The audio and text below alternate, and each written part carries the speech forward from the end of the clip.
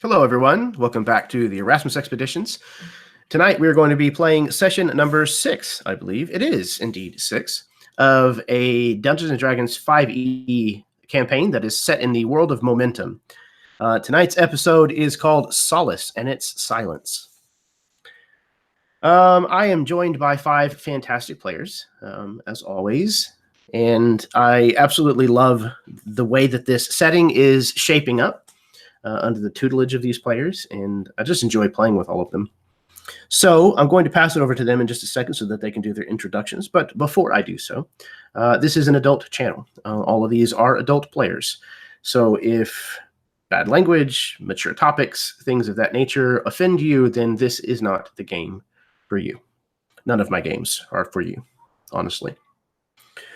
So I will now pass it over to the aforementioned players, and they can say hello and tell you how much they love you.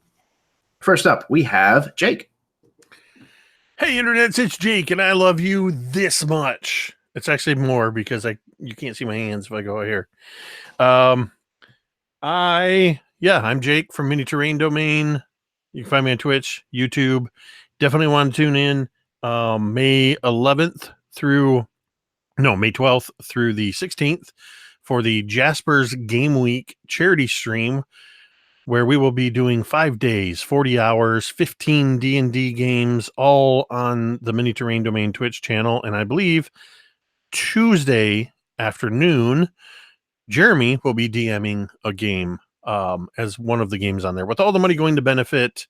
What are they called? I can't think of the name. It's crisis centers. That's the word I was looking for.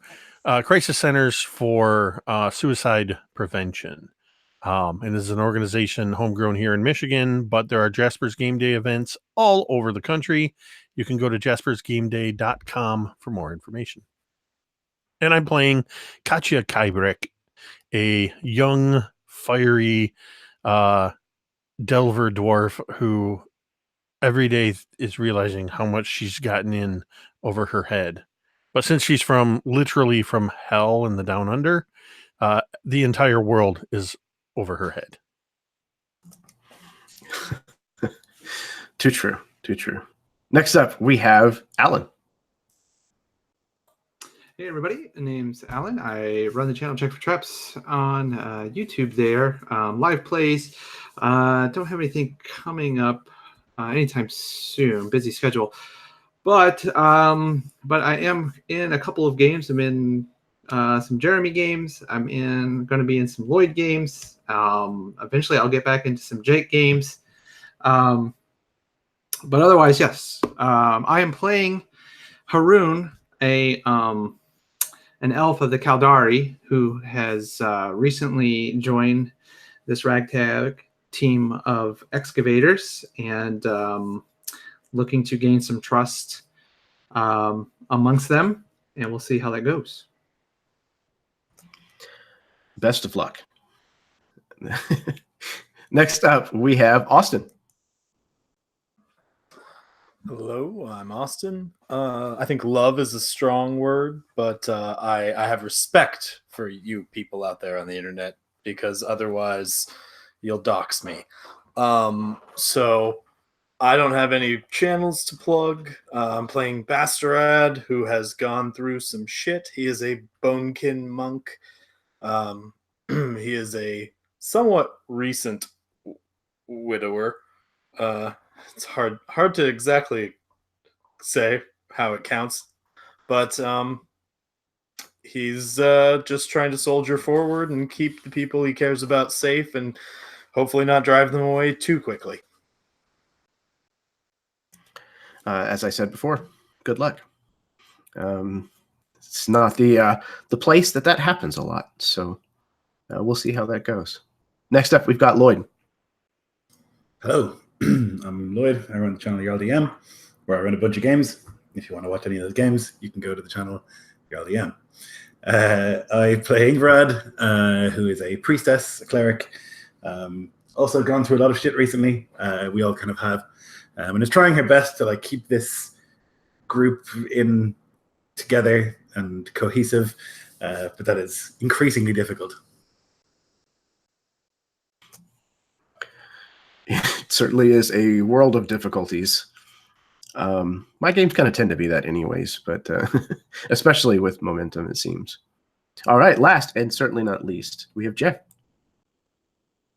Yes, hello everybody. I'm Jeff. I too have a channel. It's called Encounterbalance, where I run some games on occasion. I have the next session of a campaign of my own coming up, I think this Saturday. So check that out if you're so inclined. Yeah, I'm playing Darian. He is an ex-sailor and smuggler and other person of ill repute in the past, trying to turn over a new leaf, discover some new purpose to life, which is so far not going super well, because every time he's tried to do good, it's led to the group getting into trouble, and one of their party members has died now as a result, at least in his mind as a result. So he's kind of trying to come to terms with everything, partially through self-reflection, partially relying on the group and the conflict to just keep his mind off of it. And we even saw a little bit of potentially looking towards spiritualism through Ingvarad in the last session as well. So I'm interested to see how all that plays out, if and when it does, and looking forward to the game. Fantastic. Everybody who has mentioned a channel, you should be able to find the link to those channels in the description of this video down below. All right. Do you have any questions before we get started? No. Awesome. Let's play some D&D. Okie dokie.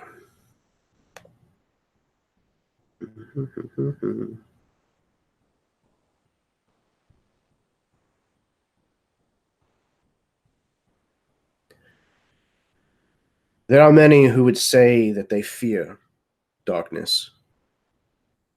But how many of these people seek shade to shield them from the heat of the sun? Do they not close their eyes when they sleep because the darkness brings them comfort? What these people describe is not a fear of any great expanse of blackness. It is in not knowing what resides within that darkness. It is a fear of the unknown.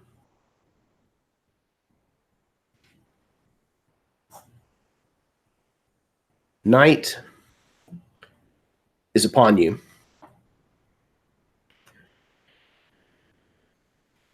And arrangements have been made for a memorial service for your friend Kalp. Now, the elves typically use sky burial as a means of saying goodbye. However, there is no body. You have none of Kalp's remains with you. So, each of you, if you would like, what does this funeral look like? What is a part of this?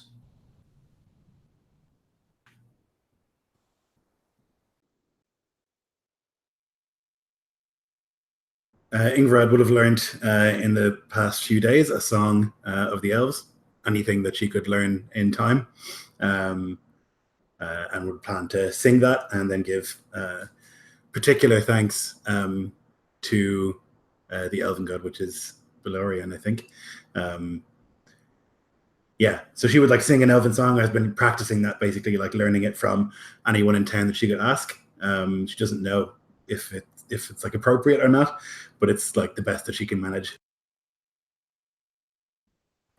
And Basrad will take this incense box that he's been carrying around, now half broken, the lid seeming to be almost, splinters missing out of it. And he'll burn a bit of incense as she sings her song, this elven song. And he kind of doesn't try to like hide it from her or highlight it, but this is the incense box that Vidaris gave him a long time ago. So he's just trying to kind of be very nonchalant about it, not try to call attention to it.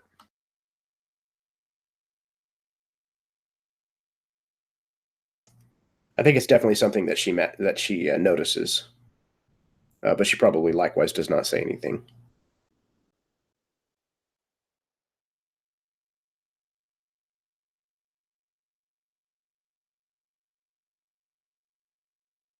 I would also think we still have those bottles of ether, and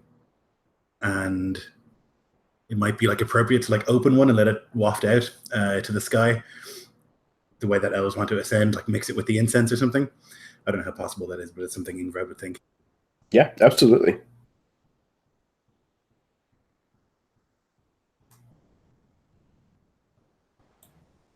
Yeah, Haroon, not knowing Kalp, but he would just open his holy book and recite a scripture to the god or the deity Irenvat, asking to ascend his essence to the realm of dreams. So he would just in the Elven language recite that scripture.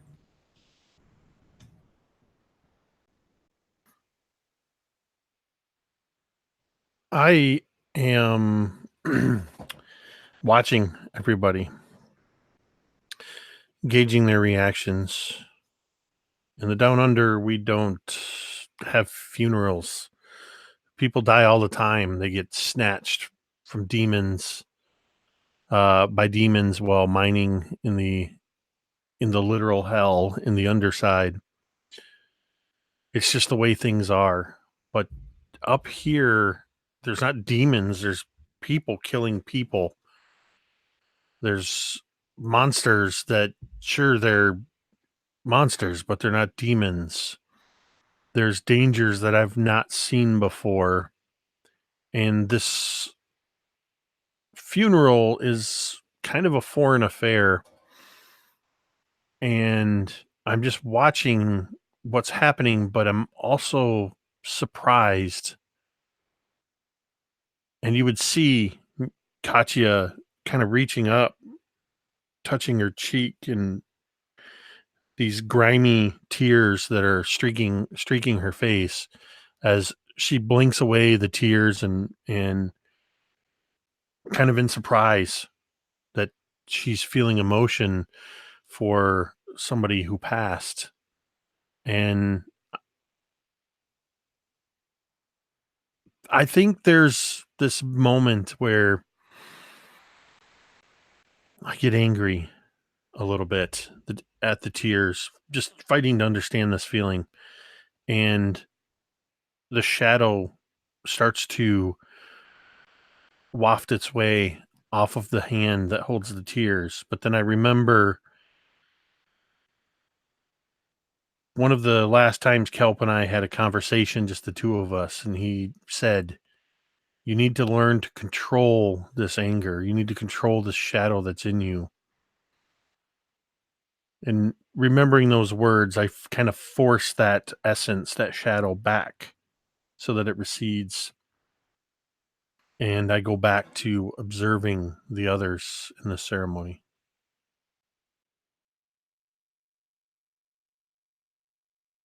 Darian will have been watching this all kind of play out pensively, just kind of like looking down at the ground, not sure what to do or what to say. He sees the incense and aether now mixed, burning from the others. He'll approach it as covertly as possible, will hold his breath so as not to appear strangely, but to ensure that he doesn't accidentally breathe in any of the aether. He doesn't want to set himself off again through it, given everything that's happened. But he'll take the ring, Kalp's signet ring, from out of his pocket and like kneel down where this incense and aether are burning. And he'll like drop it in to where the dust and the ashes and the mist of the aether is kind of wafting off from it, and kind of mix it in. He's not like sure if that makes sense or if it's like any related to their culture at all, but at least in some sense, like the only thing they have of Kalp can be part of the Aether as it burns, and he'll hope that in some way that can help him to ascend. As nonsensical or accurate as it may be, he doesn't know. Jesus is trying anything. He'll just let a couple words like slip out accidentally almost. Say, I'm sorry that this happened to you. My fate, what should have been, is yours instead. And just kind of like shake his head. It's not right. It's not right. He tried to help, and he got punished for it. I'll go to say something more, but like emotion, and caution will get the better of him, and I'll stop and just kind of like shake his head, trying to stifle tears and emotion. He doesn't want to have an outburst. And he'll just like walk back to the others.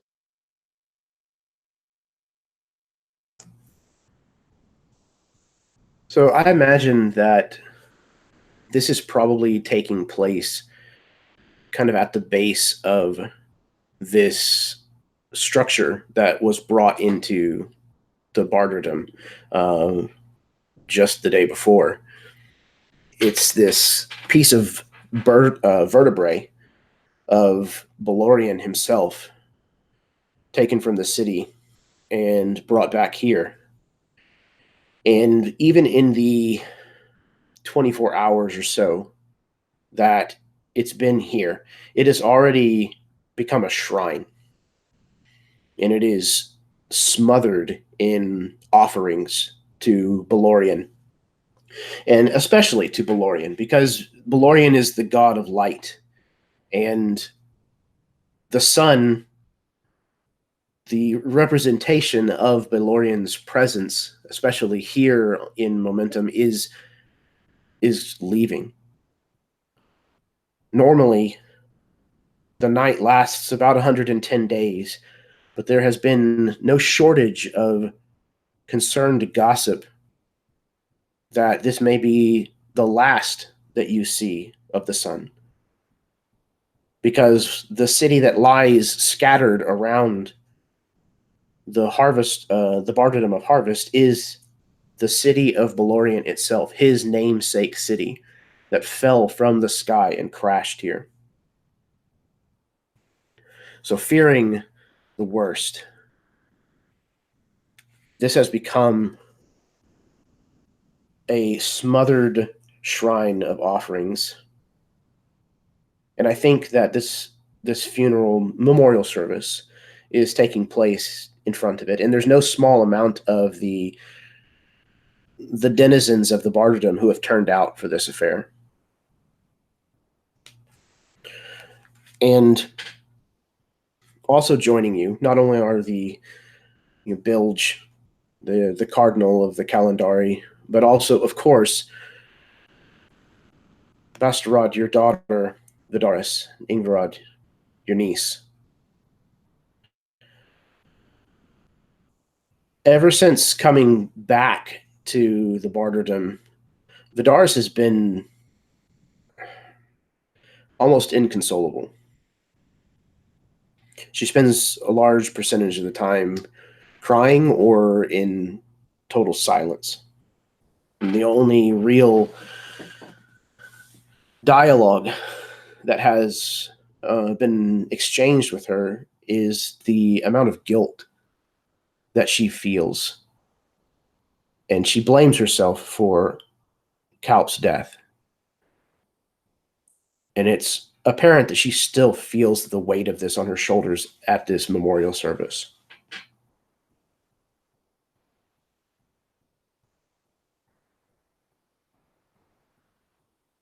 So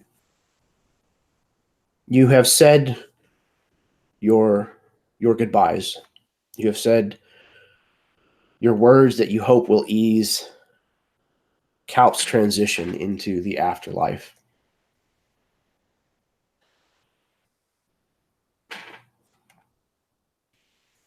And afterwards, the Barterdom returns to business as usual.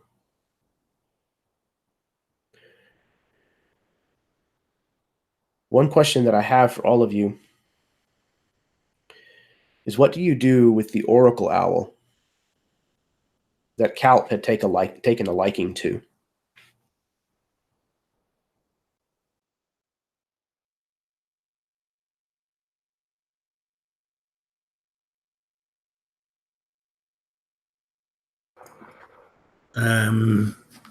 That's a good question. Ingvrad also really liked this owl, but would be wary to approach it, especially without Calp around.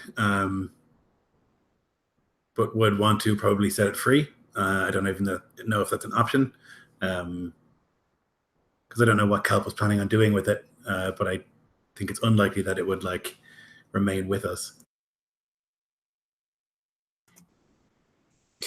Yeah, its wing had been wounded, so it's not capable of flight currently. There is now possibly someone of enough persuasion within the rank of a church to have the proper amount of healing curative magics that could fix it, but I don't know if Ingvarad would go to them or not. That's totally up to you. Haroon could possibly heal it. It's going to take what is it, lesser restoration? Yeah, it's not within my ability yet. Right. Let me see. Because you guys did heal it of the wound, but the internal damage or whatnot to the wing itself is kind of what's still preventing it from flying. Okay.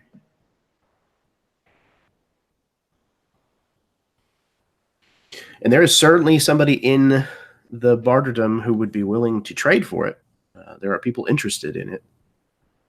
But it isn't my wheelhouse, lesser restoration. It must have been a long time ago when I can actually cast that spell now. Oh, perfect. Okay. So what does that look like? It's a good question. I guess maybe she would go with Haroon as a sort of backup, and they could work on it together. But she would ask one by one, like beseech the various gods to give their blessing to this creature that was like blameless in what happened to it, that it doesn't deserve this fate to be like shackled to the earth when it should be roaming the skies. And she would take out that tiny anvil and hammer, and like at the end of each beseechment of a different god, she would ring out this little, which really shouldn't make a noise, but the magic of it creates this like initially very small but growing sort of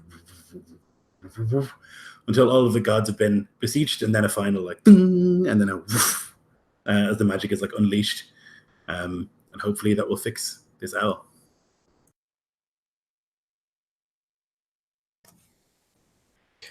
Yeah, and you can actually hear some cracking and knitting of bone, and the beast thrashes around quite a bit, and then slowly becomes more docile and calm as the noises and the movement from its wing cease. And then it begins to kind of stretch these. Again, where a normal owl would have feathered wings, these have like a leathery, almost more like a bat-like wing.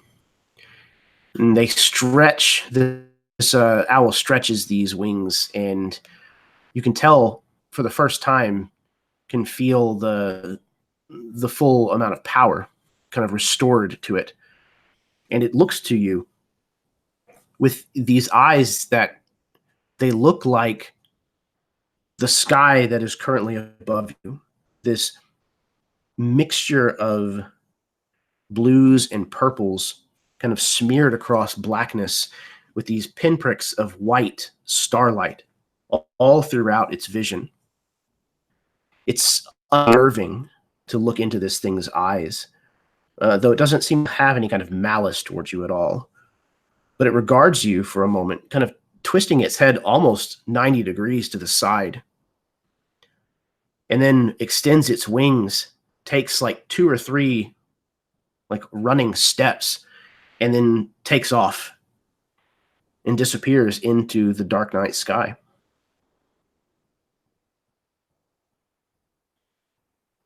yeah, Ingrid will watch it go, and then like feel a sort of like sadness that there was no goodbye. But what do you expect? Like, it's an animal. But even so, she'll like watch it go and be pleased that she managed to like free it and send it away. Akun chose wisely. As he kind of just places a hand on Ingrad's shoulder as they watch it take flight and fly into the last, rays of the sun. It's not right that it should have been stuck here. Best that it's gone. And there's like a symbolism with saying goodbye to Kelp and saying goodbye to this owl. That's not lost on her.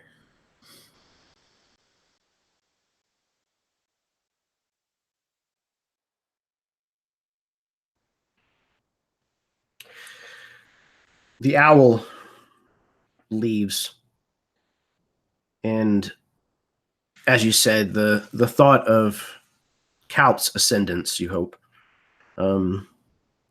being mirrored by this, is something that probably stays with you for a number of hours, days, weeks.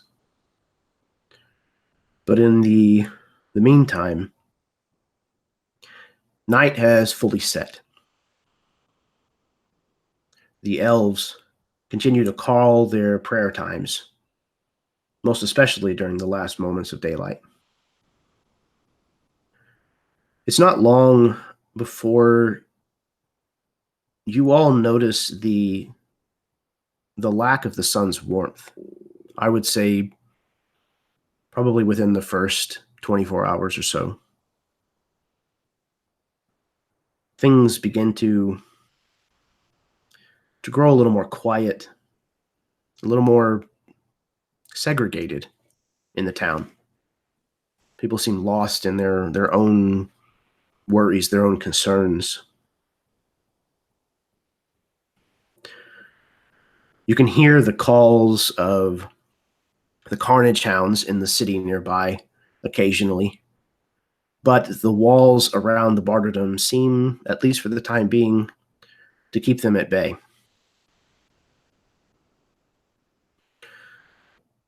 Each of you, how are you spending your days? Are you preparing to head back out of the city now, or are you giving it some time? What is something that your character kind of gets up to during this time?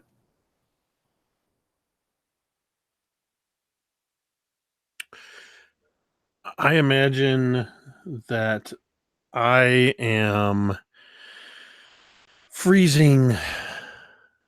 I spend most of my time in the very warm underside of the earth, and it's already been barely comfortable during the nights and with the sun. But with the sun gone, this cold is just too much. And I would be scavenging and trading and bartering and doing what I could to try to get some warmer clothes. Maybe something, I imagine even, kind of putting together this sort of piecemeal bit of furs and whatnot. And then sort of, once I have all the pieces, spending the time in our tent, just kind of cutting a little bit here, sewing a little bit there to make something that will allow me to move freely, but also stay warm. Because, God, I think even when the others are around, I make it a point of just kind of going, ugh, and making my teeth audibly chatter, just in that way that young people kind of want to complain and draw attention to themselves. But also part of that is just, I'm antsy to get out there and do something. I don't like all this sitting around but I also just, it's not even that I want to guide everybody. It doesn't even occur to me that I could be the one to say, hey, let's get up and go do something. I look to the others for leadership. So I bide my time by putting together this piecemeal cold weather gear. And as you're kind of piecing together these furs and whatnot, what is being surrounded by shadow doing to Katya's mood?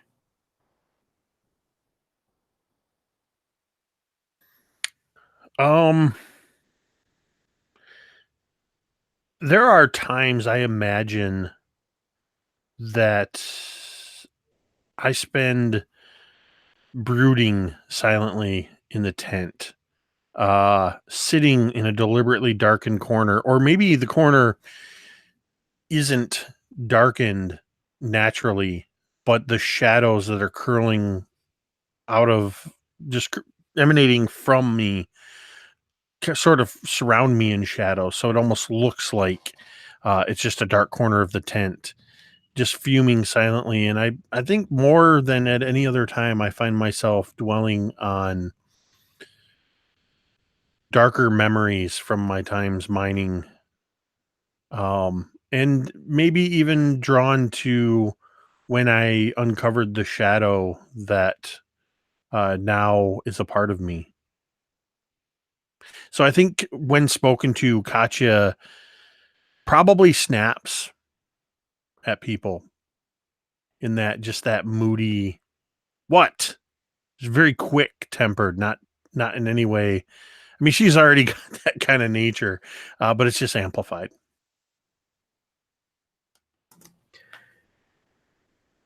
And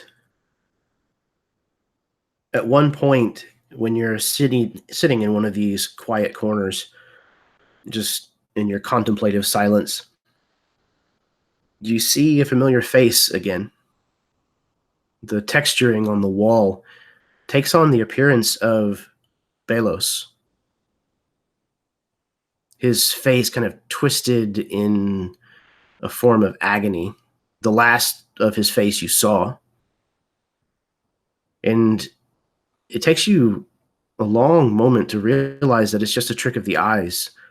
Whatever lighting is in this room and whatever this wall is made of just happens to look similar enough that your mind filled in the blanks.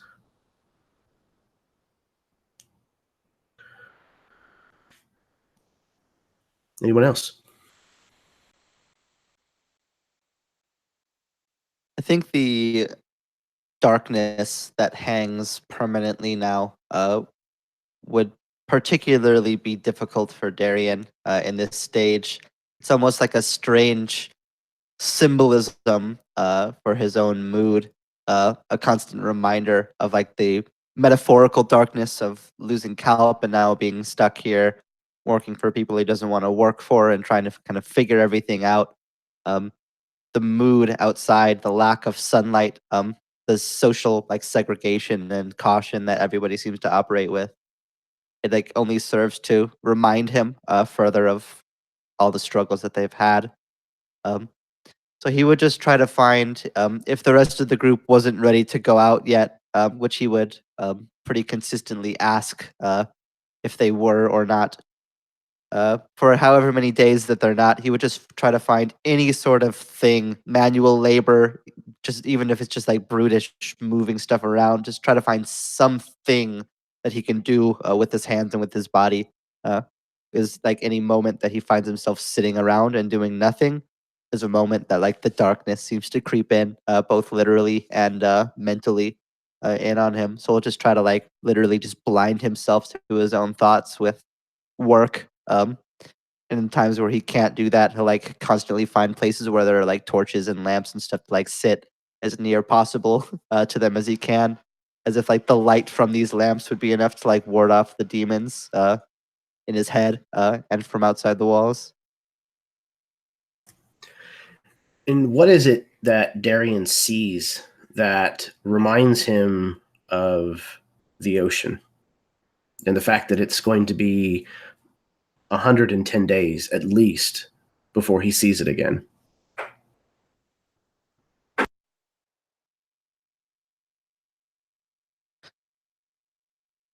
I think it's one of these aether lamps actually that some people have. Like he'll see another group of people sat around them, and it's one of those strange things that like when you're in a bad place mentally, where everything kind of starts to like link and like grab at other things.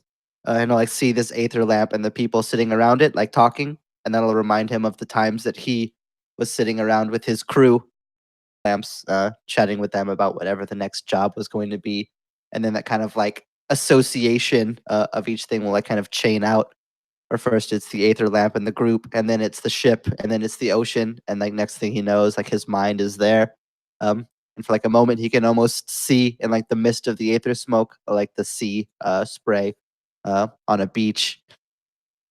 But then, as quickly as it's there in his head, the smoke fades up into the night, and like they shut off the lamp when they're finished talking to go to sleep or whatever else they might do, and it just like immediately flips a switch, reminds him where he is and why, uh, and for what that he's here.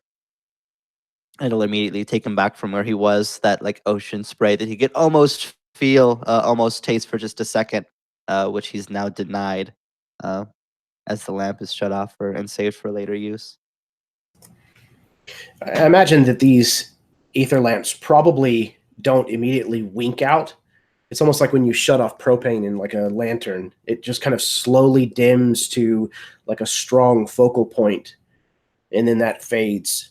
And I think you see that pale light becomes a pale face in the darkness of the ocean, growing smaller and smaller as it gets further and further away, and eventually disappears beneath the waves altogether. And it's not a face that's unfamiliar to you.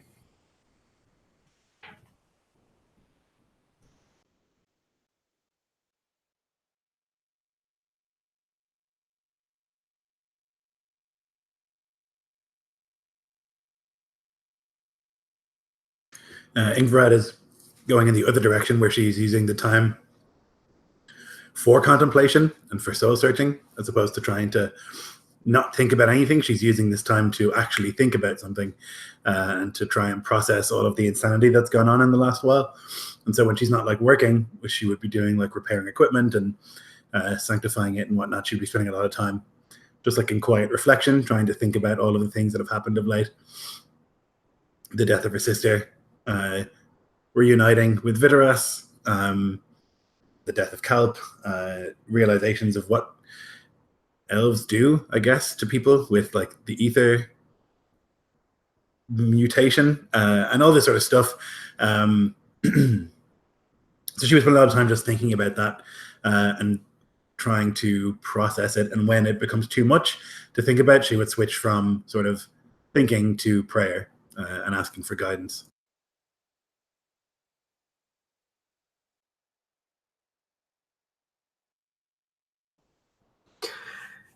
Is there anything in particular that you say to Vidaris whenever you notice that her behavior has been somber?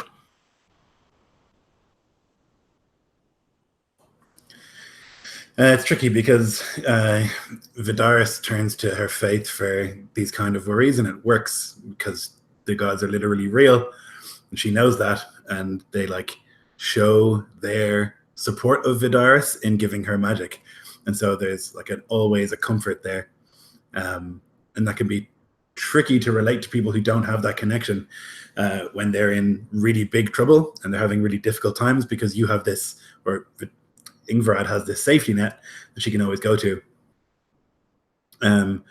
But I think she would just encourage her to like sit in the same room even, and like if she has to mope and sulk, which is understandable, and has to like be devastated, then she does it not on her own, at least. Even if she's in the room with Ingrid when she is praying, as long as Vidaras is around, and the two of them are together, that can be useful in its own way.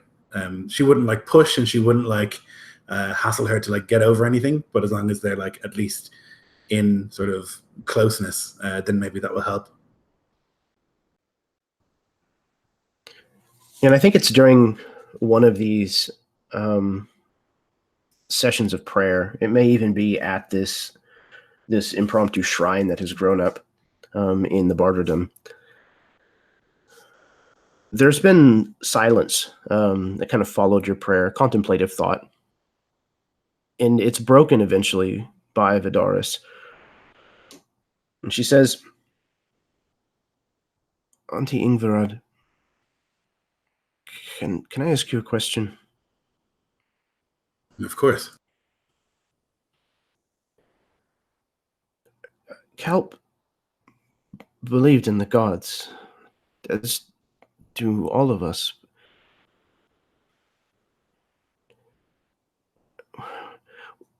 Why did they allow that to happen to him? If he was doing it to save us, then it was a noble thing to do. The gods are supposed to reward good deeds. That's what They we've been do. taught. And they punish wicked deeds. But there are so many deeds happening at all times. And what we do is small to them. If you imagine looking down at ants and all of them asking you to do something, you can't look everywhere at once. And he will be rewarded for those good deeds. He will go to wherever the elves go. And if you or Da are put in the same kind of situation, would they not spare you? I mean, you speak with the gods all the time. I speak to the gods all the time. Speaking with the gods is a very different thing. I know that they hear me, at least I believe so. But I'm not special, no more than Kelp was or anyone else is.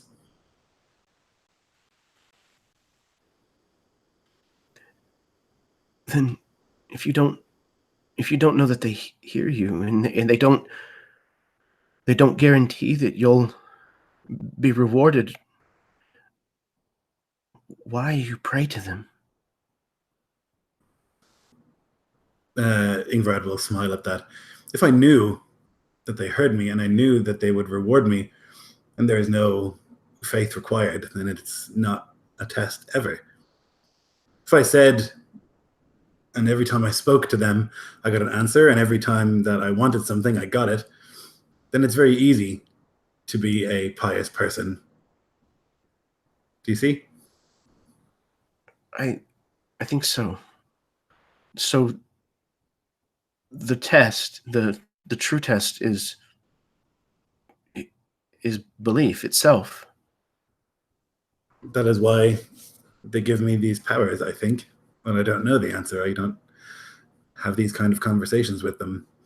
I believe, and I think because of my belief, they bless me. And I would believe if they did not bless me.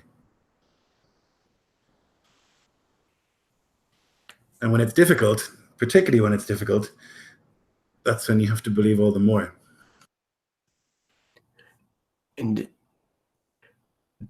how do the gods judge someone if they've done something terrible? I suppose it depends on the god and on the thing that's been done. But generally, it's not all about one thing that you do. It's the whole life that you live, every part of it. So if you've done something terribly wrong, it's possible to change their mind by doing good things. Of course. I've done bad things. Everyone has. And if they judged you only on the bad things that you did, or one particular bad thing that you did, well, then no one would be good in their eyes.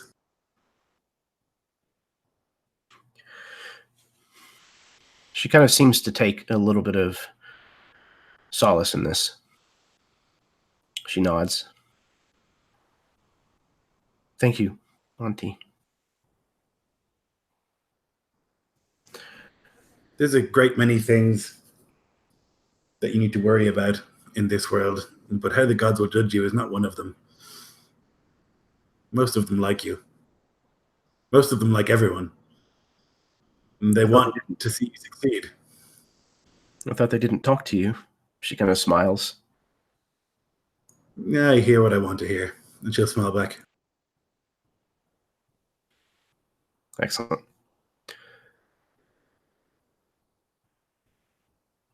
All right. Anyone else? Bastarat is neither working nor praying. He spent a lot of his time just sitting alone, sort of stewing in a sort of sadness and anger. He keeps picturing the face of the captain who escaped that long ship minus one arm, and he keeps imagining the face of the new ruler of this Barterdom and thinking about what they did to his family and the things that they made him do to his own family. And he's sitting there whenever there's a moment alone, that is what is consuming his thoughts.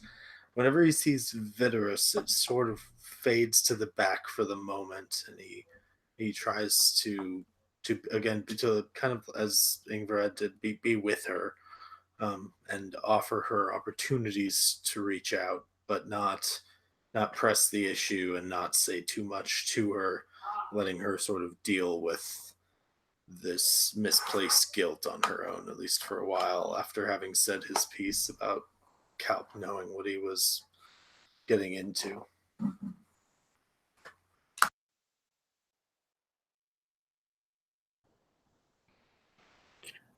So I think it's probably one of the times where you've had to probably comfort her after she was crying and dealing with the guilt that she feels about having brought all of you to the mission that ultimately got Kalp killed. That she finishes crying and she looks at you, and you can see her facial expression shift just a little, but she studies you, her eyes kind of wandering around your face for a little while. And she says, "Where were you, Da? Where did you go?"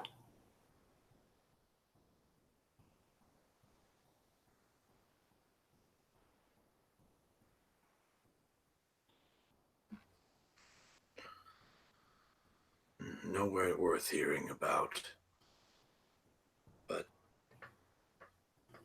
I shouldn't have. He looks down for a moment.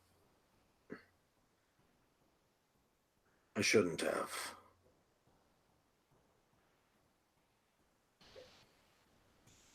Mom had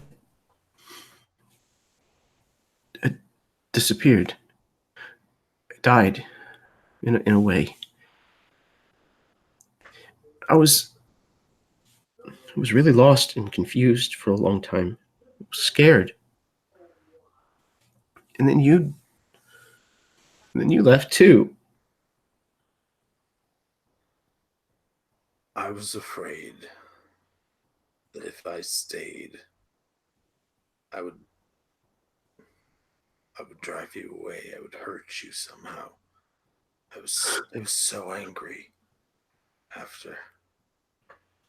And I wanted to find whoever gave her that stuff, and I needed to find them. I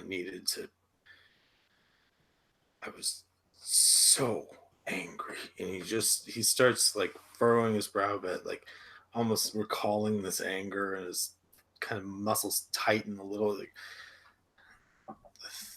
that you saw what become of your mother. I had to do something about it. I had to go.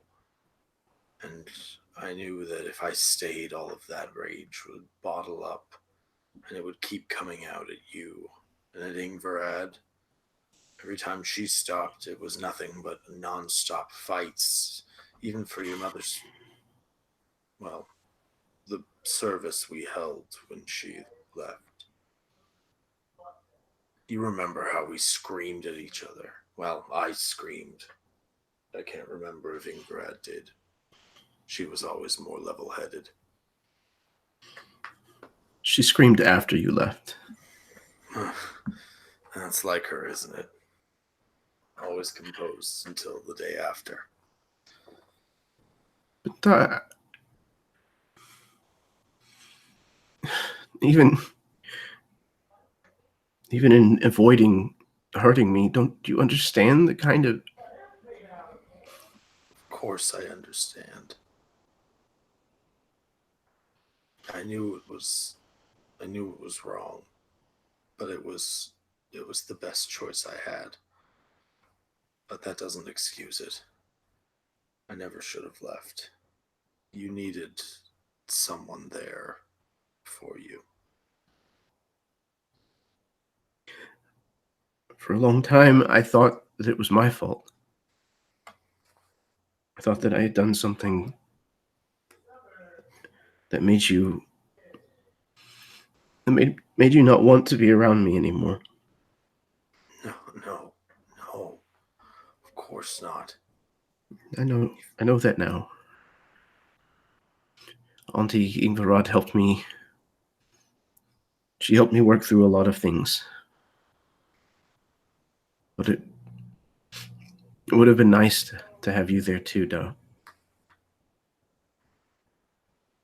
Yes. I suppose you don't owe me this, but I would like another chance to really try to be there.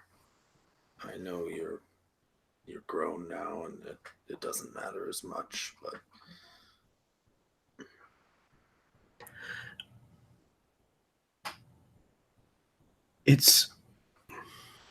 I'm having a hard time with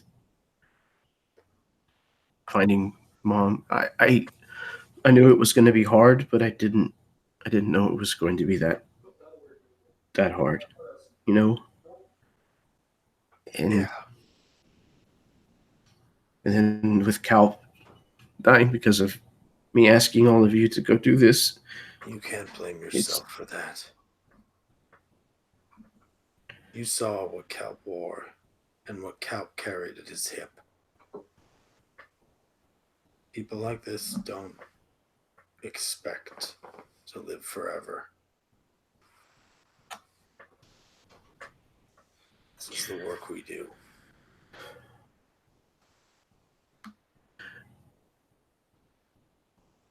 I'm willing to give you another chance.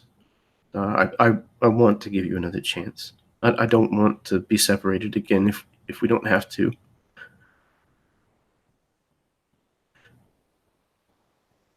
And even if you don't expect for yourself to live forever, I would like for you to stay around for a while this time.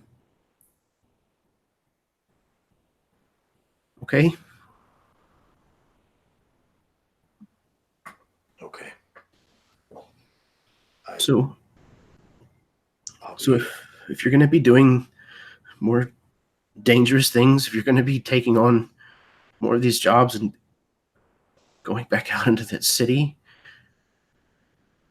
please just be careful. I'll be thinking of you every time I'm out there, and I'll make sure I come back. Okay. She seems to find this at least mildly satisfactory. And she quickly drops the subject after this.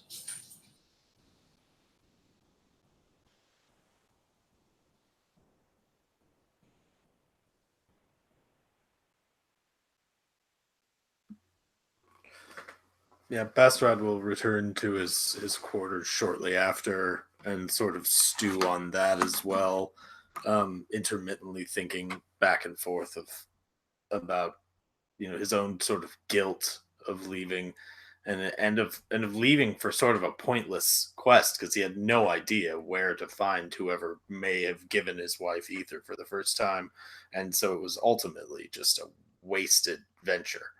But alternating between that and the anger of this new leader of the Barterdom usurping so quickly and so absolutely and forcing their hand into these dangerous missions so quickly after something so horrific happened.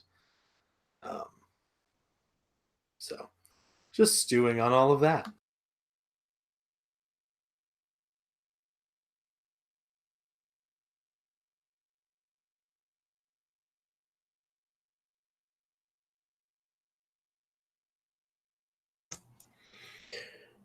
Okay. Did we hear from everybody?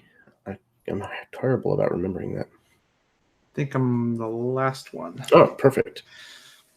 Yeah. So Haroon, from the moment he wakes, he spends like that first hour in prayer. It's a ritualistic part of his the order, the Kalandari that he belongs to, being an elf, intaking ether and reciting scripture from his book, meditating on himself and reflecting on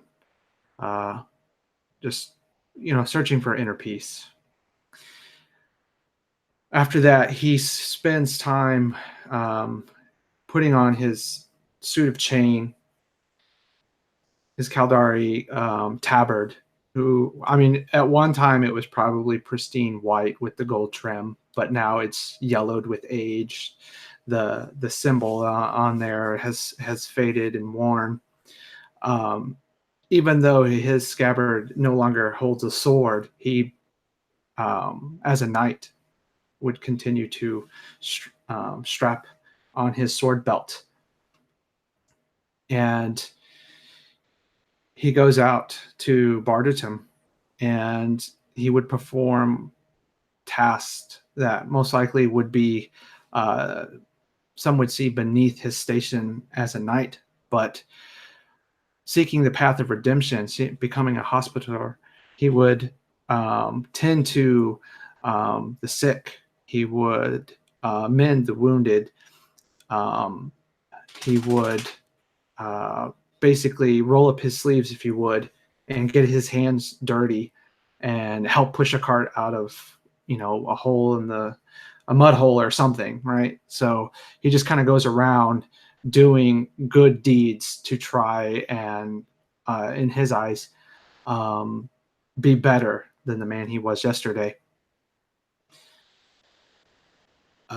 And that's basically what he would do with his day. He definitely would see himself try to take himself as a knight more seriously, and that his role is a protector, and he is a servant of the people. And if he's not doing that, then he's not fulfilling what his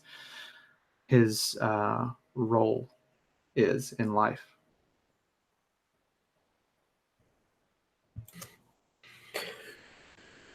You finish one of these menial tasks, something that's laborious,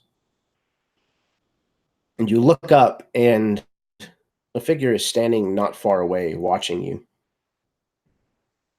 And you realize quickly that it is the Cardinal. She allows you to finish your task, and once you have finished, she produces a skin of wine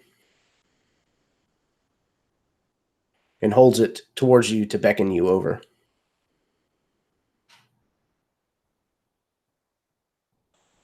Yeah, I imagine his face is covered in sweat and dirt and grime.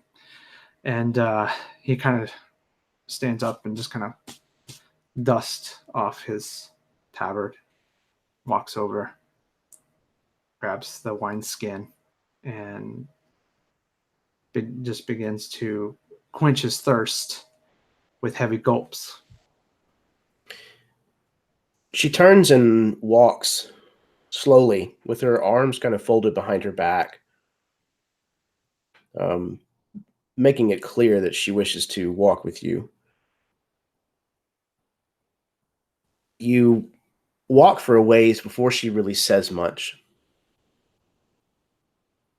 And at some point, she turns her head, her face kind of halfway back towards the Kalandari guards that are accompanying her.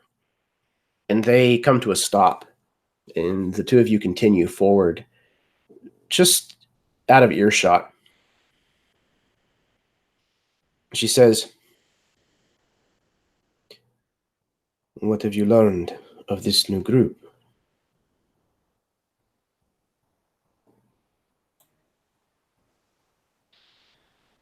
They mourn for their fallen comrade. Of course. Understandable. He was an elf, yes?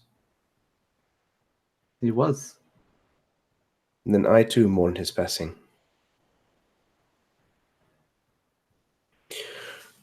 Their mourning, I hope, is not a tactic to stall our endeavors here in Belorion.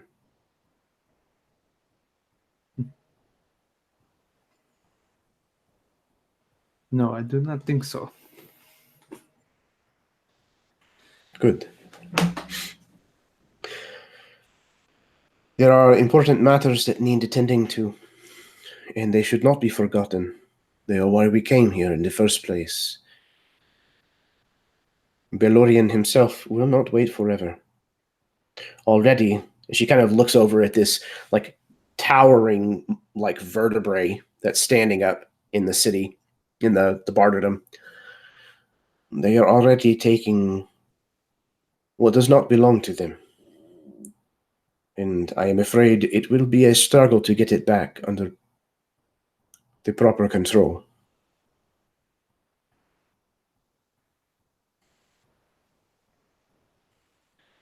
I understand, but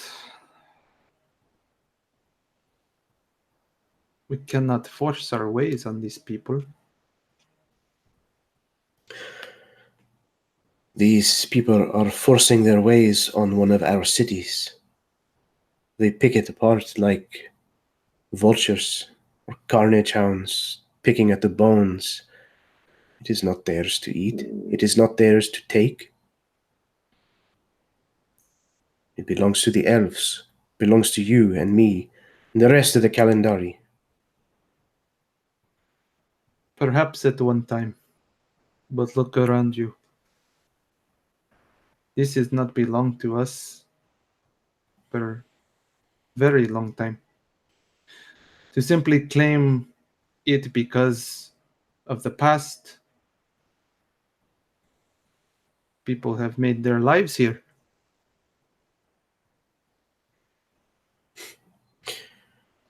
If you call this a life, wallowing in this mud hole, drinking away their sorrows, breathing it in through non-ritualistic usage of ether, these people have no idea what they're doing.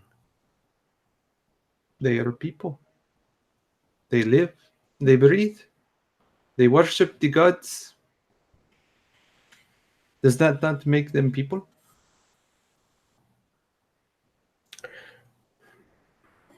Perhaps. You have a soft spot for them. One that did not used to exist, I think. It is not the Herun I used to know. No. I follow a new path now. Yes, it is about this conversation we have had before that I have come to you now. Are you still intent on your resolution? I have not forgotten our arrangement, if that is what you mean.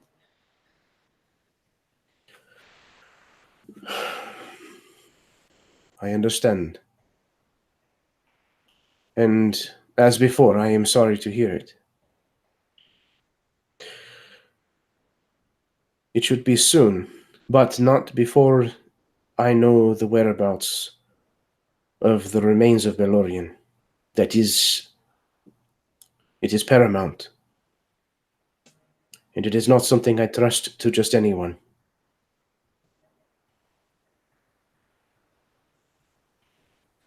I will do my duty, Cardinal. I have sworn oaths. I do not seek to break them.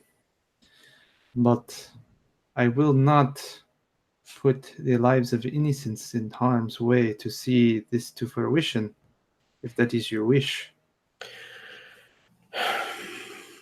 I wish only for the information that I seek. I must know what has happened to Belorion. If he is still here in the city and has not been scattered to the wind already, then I wish to recover those pieces. But I do not wish to endanger any more lives than is absolutely necessary to achieve this goal. Despite what many may think of me, I would hope that you would know that I am not a bloodthirsty person.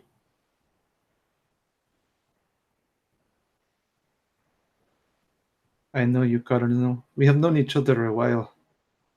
I do not see you as bloodthirsty, but I do think you heavy-handed in your methodology at times. This has caused some conflict within the Kalandari. It is my hand that has risen me to the top of the Kalandari.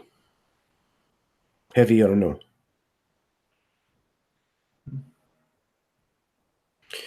But I will take your warnings under advisement, as always, Harun. Go ahead. Oh, he would just kind of give her a bow. She turns and faces you, and she says, "Make sure that your new friends do not delay and tarry too long.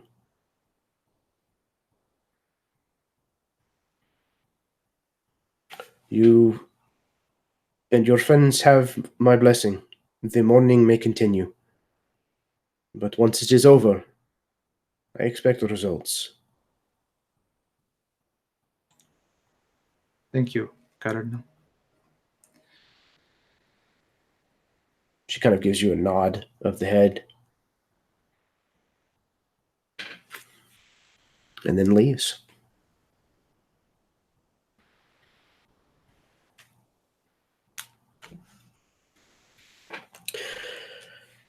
Katya,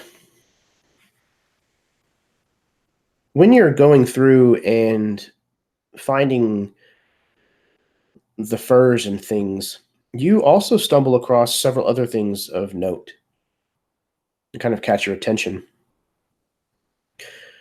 You find the ingredients to make Parchment Soup. Something that you haven't had in, I would imagine, a rather long time. I believe you refer to it as Gulia Slavis? Slavis? That is a traditional name, though many cannot pronounce it that way. I can see this almost as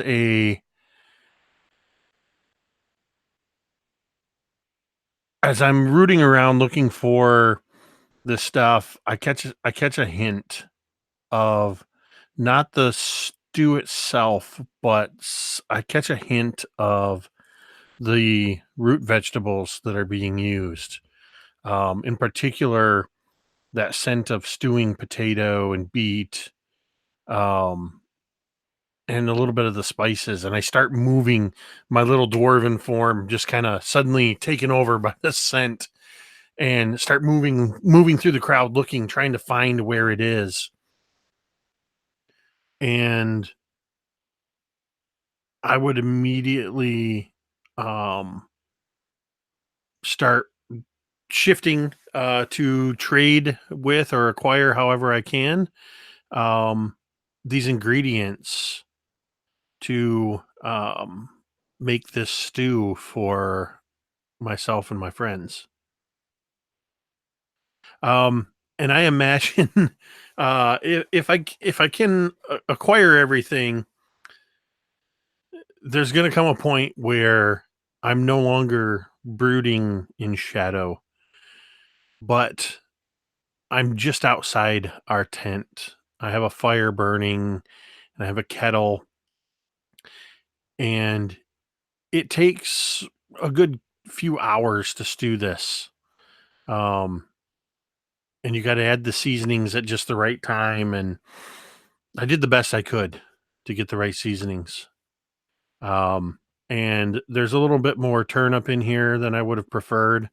But doing the best I can with it.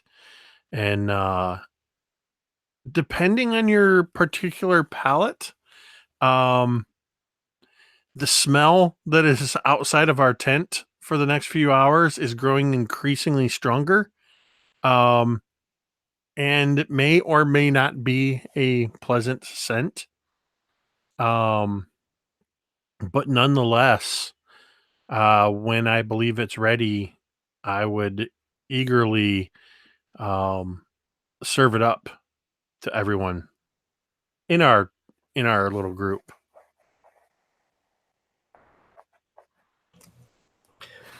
One of the things that the dwarves in Momentum use quite a bit of as a spice in their food is actually brimstone.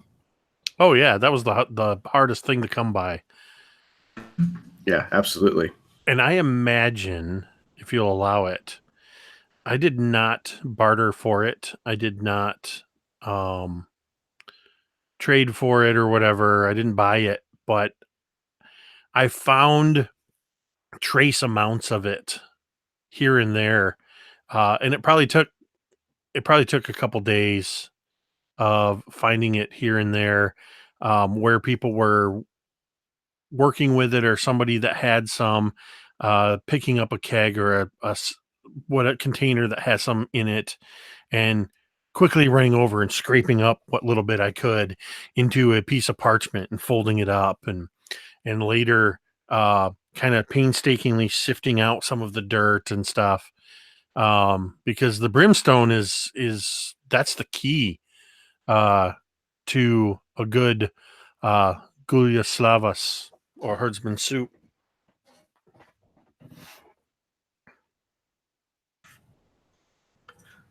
So you've cooked this up, and I think there's probably at least one other dwarf in the Barterdom whose nose leads him to your tent at some point. And he's very interested. He spies you, and he comes over. Is that Gulyaslavas that you're cooking?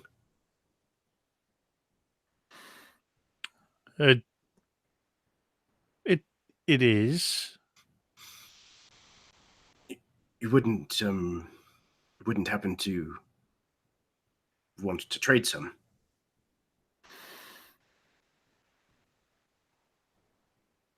It depends on what you are offering in trade for this very finely prepared, painstakingly created recipe. And then kind of in a almost like a stage whisper, do you have any idea how difficult it is to get brimstone around here? I do. I'm a purveyor of brimstone. Would you trade for some brimstone? I am going to try my hardest to hide my eagerness to acquire some brimstone. All right. Let's call this a charisma check. Performance? Yeah. Yeah, I'm that not, works for me. I'm not trained in that, but I feel like this is definitely like, oh yeah, brimstone. Oh yeah, that is a 3 + 3, so that's a 6. Well, I rolled a 1. Oh. So apparently, like, Just happened to look away. yeah, as you're like trying your best to not screw this up. Bastard is slurping the soup that he was handed. This is absolutely delicious. This is a taste I've never experienced. What is this? It's spicy and sweet and strong at the same time. Absolutely. Draws his attention just long enough for you. Yeah, to he get away with definitely your- turns, and you can hear his stomach grumble. He says, "So, then it's a trade, a barter, yes?" You want to? You will give me brimstone for a bowl. Yes. I'll give you some brimstone for a bowl, a full bowl.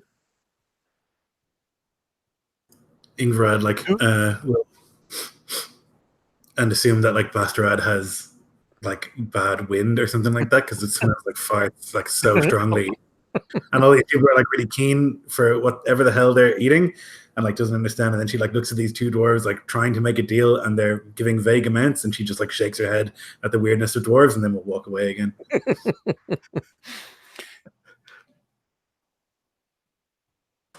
Do you have this the brimstone? Oh, right now. he kind of reaches down, and you see that he has a basically a powder horn at his hip. It is a fiend's horn that is kind of black, and between the ridges, it kind of almost faintly glows with kind of this reddish light. He pulls that kind of up and off of his head. It's on like a leather tong that goes over the shoulder. This is a horn of powder. That should be sufficient, I think. Yes.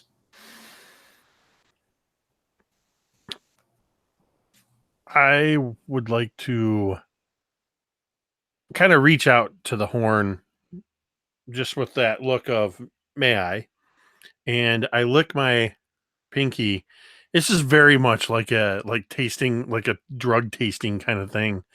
But I imagine this is the way to test. First of all, I want to make sure this actually is brimstone and the quality. And I'll just kind of lick my finger, dip it in, and put some on my tongue and kind of grind it between my teeth.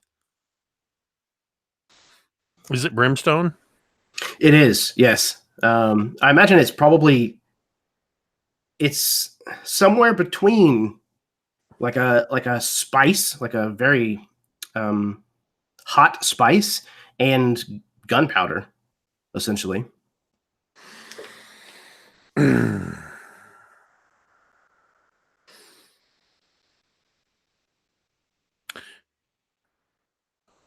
We have a trade.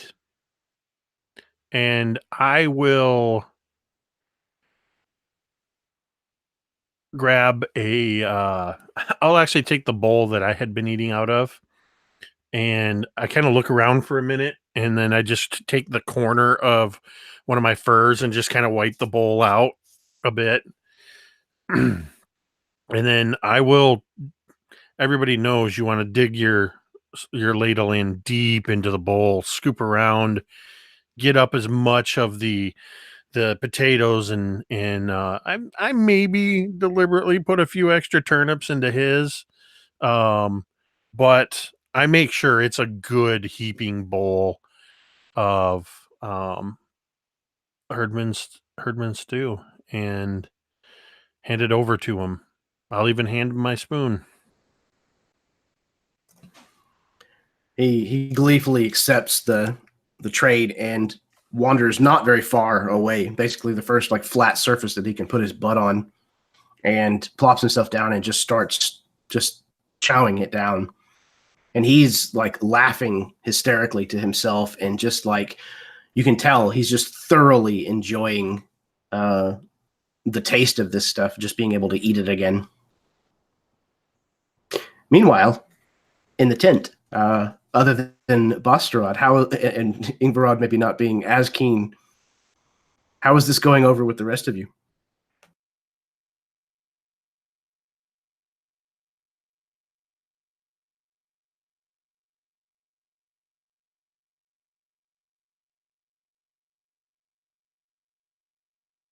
I think Darian would largely be ignoring at least the conversational aspects of it, just kind of in the same space as Ingvarad, just like, I guess they're just gonna be doing this now, and I'm gonna have to be okay with that. Um, and even still, would probably accept food just because you need to eat in this scenario, especially if they're gonna be going out soon. And I can't imagine there's exactly a wellspring of feasts around willing to offer him much better. So he takes what he can get. And he would be gracious, at least to Katya's face, about the food itself, and would not remark as to its quality nor his taste in it, but would just merely thank her for the gesture. And then like go off to some other corner of the tent to pretend that it's not so bad.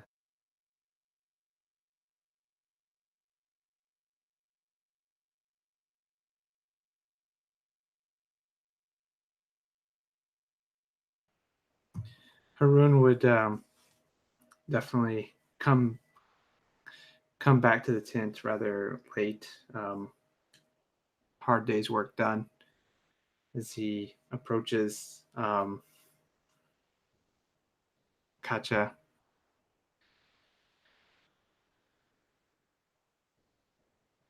You may yet be the caretaker of us all, little one.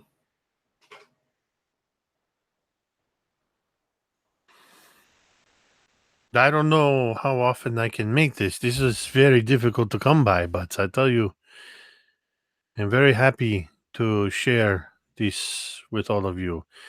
This is Gulia Slavas. It is the best. I think it is a fair approximation of my father's recipe. You will love it. The others, they can't get enough of it. And I will eagerly serve you up a bowl. And just stare at you, waiting for you to taste it. Ingrid is like sitting behind with like a bowl that hasn't been touched, and she like looks at him like, and like does the eating gesture, like nodding, like you have to be nice about this. Yeah, you can definitely see Haroon's face. He's smiling, and that spoon like just goes and just kind of just spoons it in, and just kind of nods as he chews and makes a swallow sound. It is very spicy. That would be the brimstone.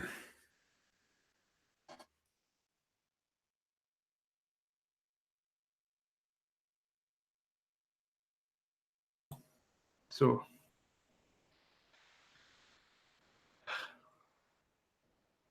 it seems that we are asked to begin our excavation tomorrow. I know this comes at a difficult time given the circumstance. But would this be an issue?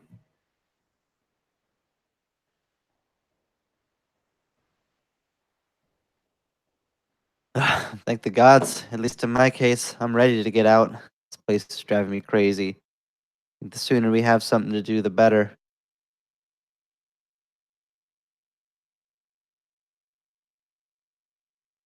I too am ready to get out and do something.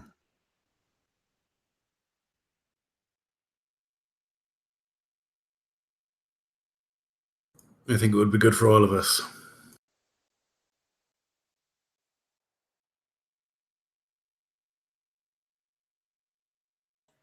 Very good.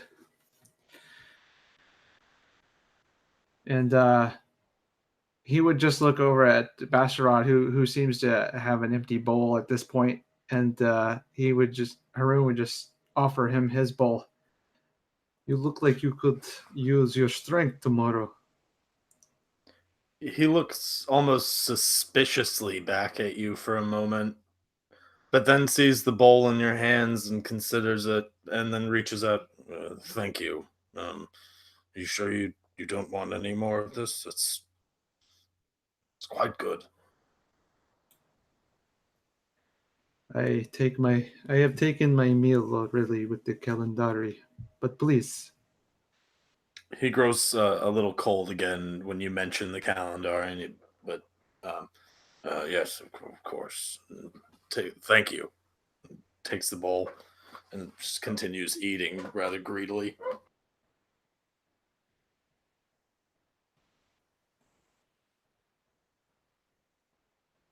And Haroon would go sit over by Ingvarad and kind of gestures, like head motions over to Vidaris.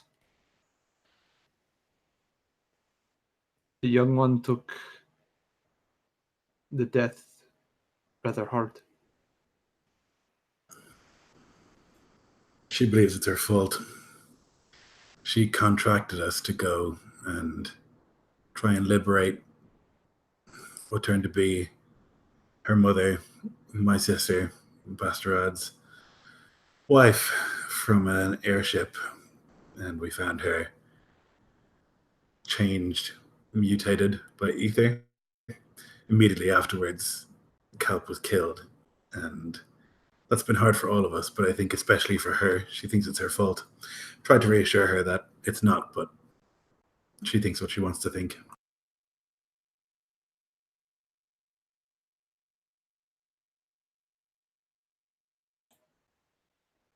Then it is good that she is here with her family. I think so. And the others? I think it depends. Bastarat, he's dealing with a lot he doesn't know how to deal with. Anything. Never has. And I think he'll turn to drink again, most likely. I'm trying to keep him away from that, but we'll see. Darian busies himself so that he doesn't have to think. And Katya, who knows? I think that some activity and some purpose would be good for all of them.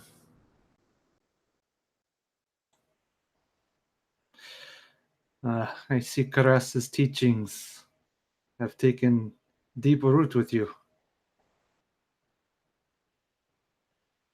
This is good.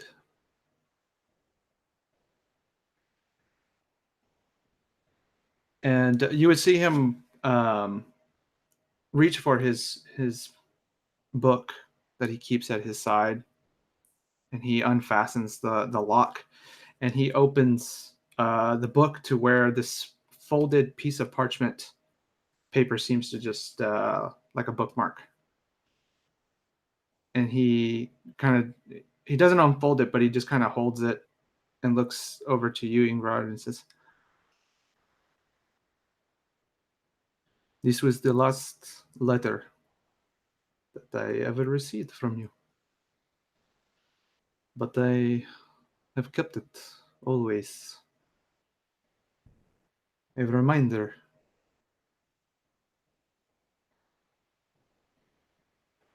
Tell me, what happened to this this man that you loved?"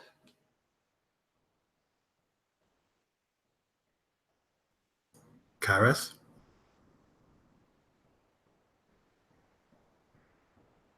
He grew old. but she would be a little bit more reserved. She thinks that she's quite wise, and she's really wise when it comes to other people and their emotions. When it comes to her own, she's really not very wise at all. And so her natural defense is to just not talk about it. And I think you would get that immediately, and you would know that of her, I think, even from years ago.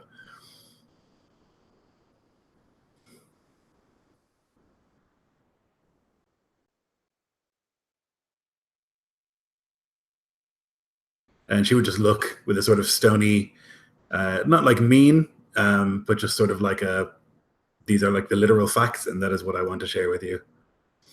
Or anyone.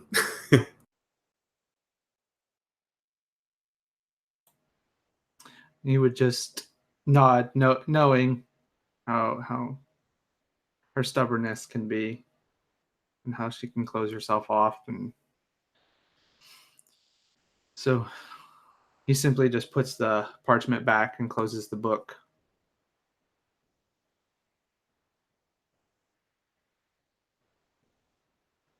The hour grows late. Think I shall retire.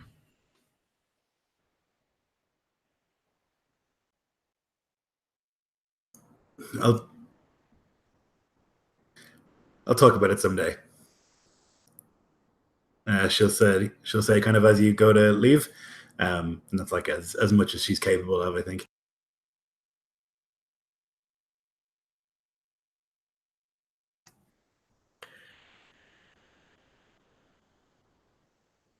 So you have a bit of time left to make whatever preparations you would like to make before you do head back out into the city. But there is a buzz in the city, in the Barterdom. And everyone seems to be talking about the fact that the Kalandari are laying claim to things very quickly. One of which is that they have designs on gaining control over the vertebrae of Belorion that had been brought in.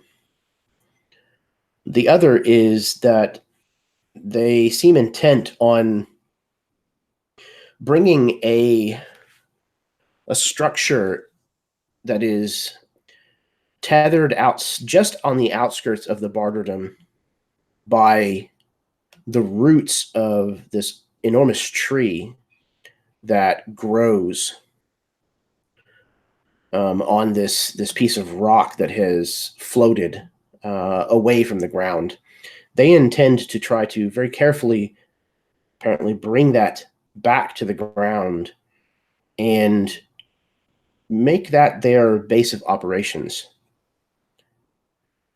But the problem is that this is upsetting people because this location serves as an ether den.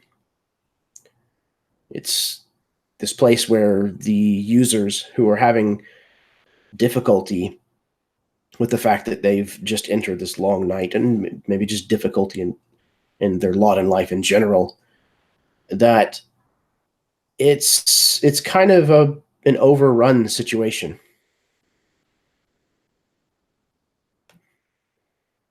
So,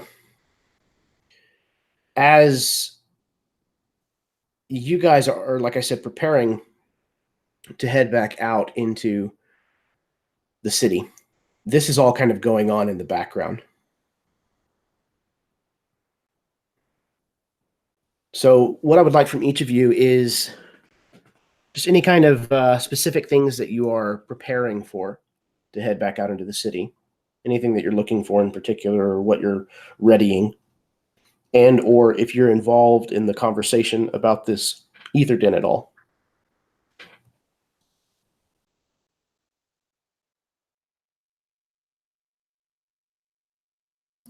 Ingrad's in a tricky situation where she hates the Kalandari quite a lot and doesn't want them to have the spine, but also really strongly dislikes ether users because they commit a terrible sacrilege. And so she's like between these two sides she doesn't really like, and she's trying to like wrestle with like which of these is worse, and doesn't really have an answer.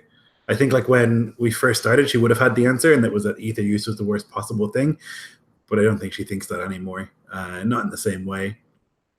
So she'd be involved in that conversation, I think.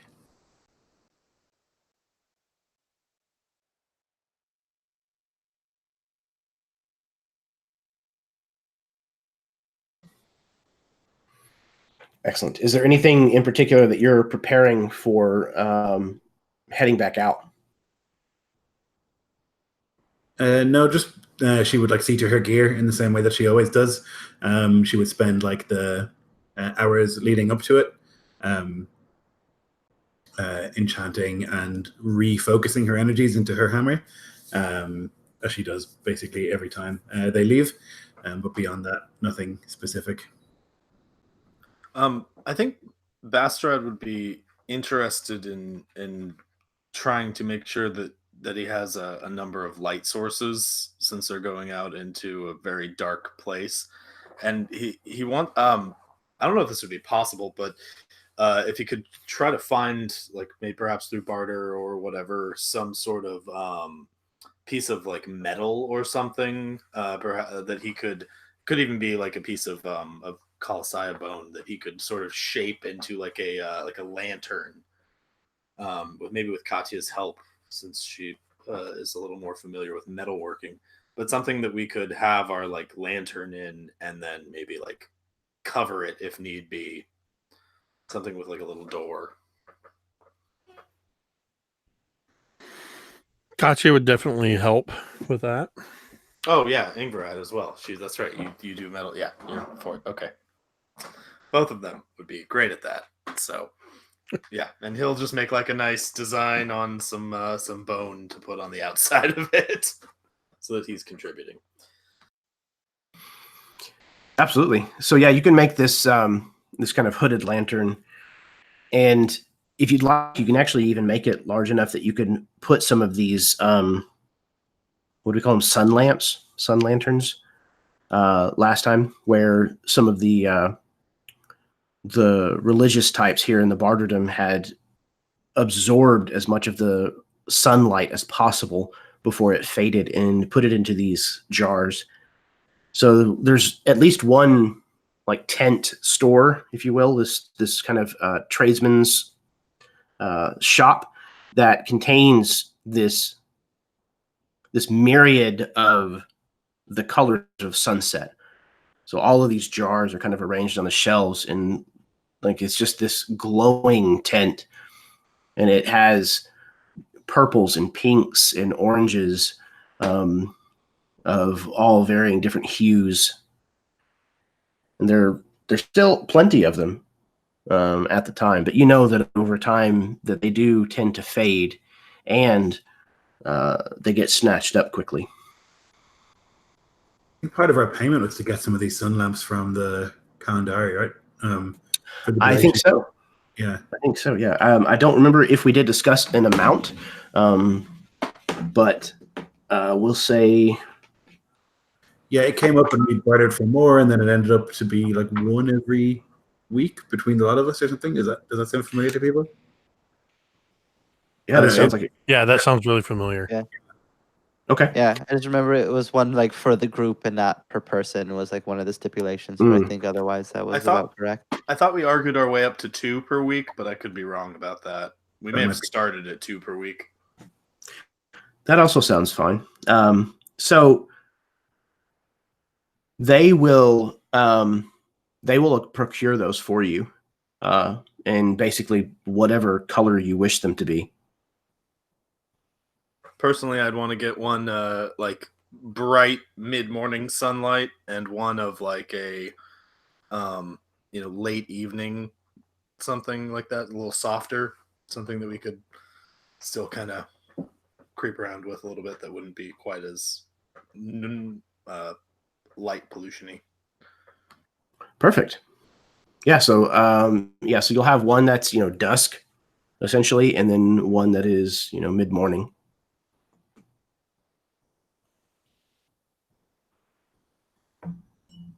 And then we'll treat those effectively as we'll do one as light, which I think is like 20 and 20.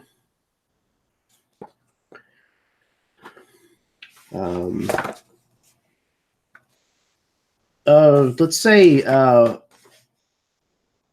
the Twilight one we'll say is 15 and 15, and the mid morning is 30 and 30.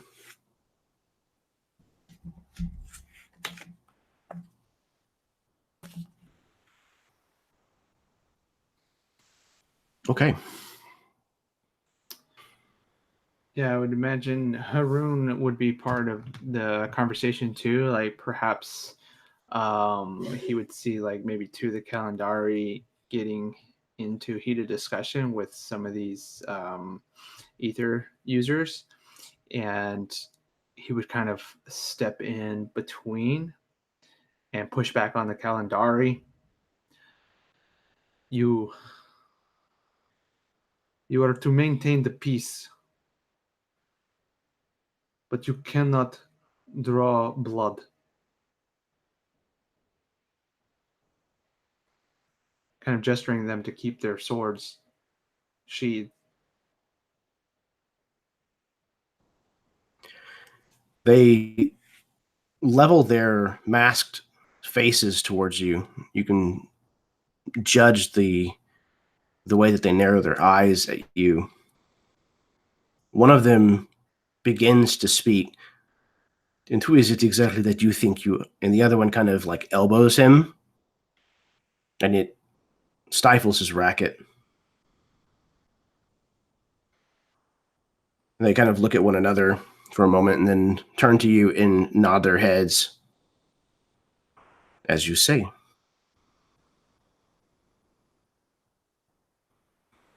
Do you realize that this was an elven building, though?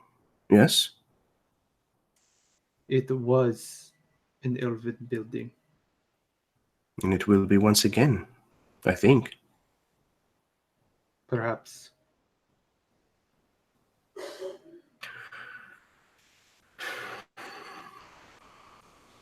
At some point, if you are not a helpful part of the solution, you become a part of the problem that needs to be removed.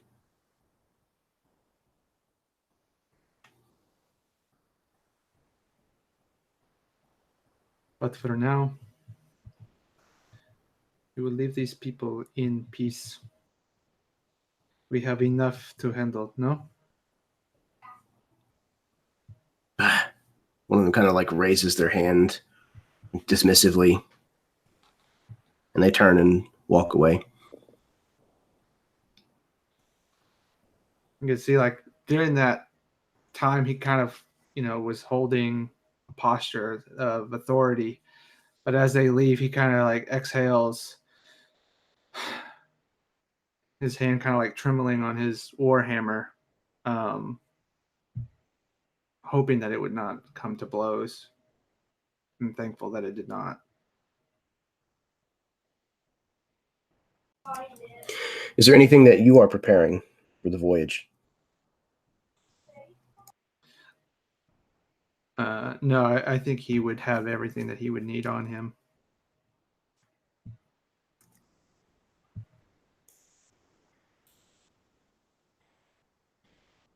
All right. Is there anything anyone else is wanting to procure?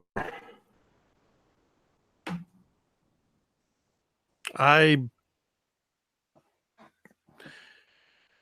spend, the only preparation I do is practicing with a summoning from the shadow, a glaive. The last couple times we've gotten caught up with carnage hounds and whatnot, I've had to get way too close to these things. So I've been practicing with a glaive and a halberd with reach weapons just to try see how they feel when I summon them. And the only other thing I would do, and I think this is after the memorial service, sometime after, in an idle moment, I would just remember that box that I had when we were on the airship that had the brimstone weapon in it, that I lost trying to, or not trying, but saving Ingvarad. And it's more of a, oh yeah, I almost got a hold of a brimstone firearm. And now that I've got brimstone, I'm keeping my eye open, just trying to see if I can find anybody that is either legally or illegally trading in brimstone weapons. Not really expecting to find anything, but just keeping an eye open. I had said that I would set my magic up my hammer, but actually I'd like to do that to Haroon's hammer instead. So I'd find him sometime before we left and say, you will make more use of that hammer than I will of mine.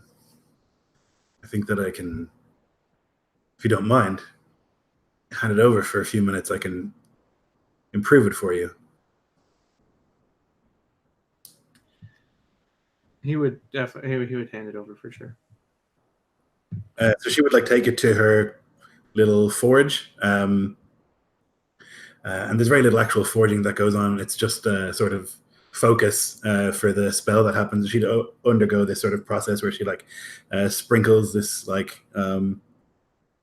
dust, this powder on top of it, and then lights a flame, and and at the end of it, at the end of this incantation, there'd be just this small mark of an anvil at the top of the hammer, and it's now a magical +1 hammer until we take a rest. So she would hand that back afterwards and say, the gods bless me in some ways, and you in others, but this is how they bless me. Thank you. I see you have improved in your craft. One of the things Karas told me.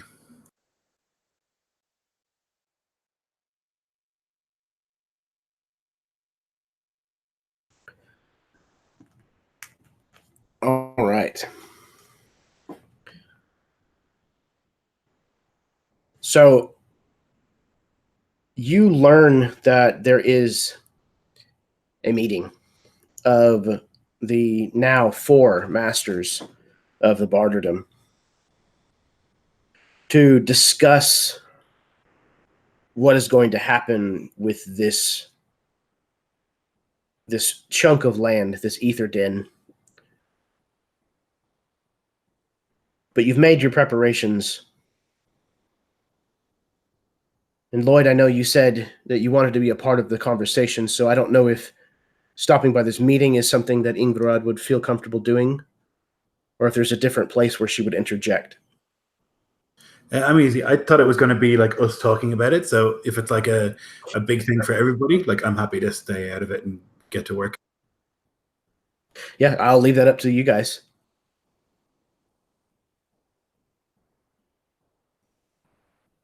Is it something that the group wants to discuss amongst yourselves, or? Basra doesn't have much of an opinion, honestly. He's a little sad that this beautiful piece of art is going to be in the hands of either of these groups, but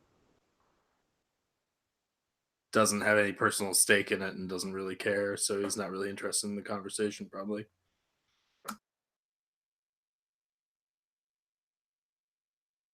I think Darian would probably be similarly apathetic. Basically in the same spot. He's not particularly fond of either group using it, but if it was important to the others to participate, he would also go along, but otherwise it's not something that he feels an incredible need to jump to. If anybody mentions going to spend any amount of time in discussion or talks Katya's response would be a very large eye roll and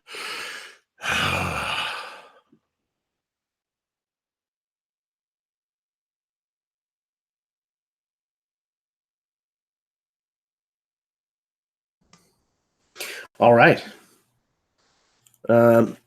So, with that as the way you kind of leave the Barterdom, you begin to head back out into the city of Belorion. It looks very different at this point, as there is no longer enough light to see very far, but the smell is the same. The decay, the ether smoke is all still present and mingled here. And all around you, though you cannot see much, you can certainly hear quite a bit. This is where we're going to take our break. So, 5 to 10 minutes, go to the bathroom, smoke them if you got them, refill your drinks, kiss your spouses, etc., etc., etc. Thank you very, very much for tuning in this evening if you are watching with us live, and thank you very much if you are tuning in the future. These players are craftsmen, I would have to say, and I mean that from the deepest part of my heart. I love watching these guys sculpt parts of this world as we go, and I cannot wait to find out what's going to happen next. So stick around. We'll be right back.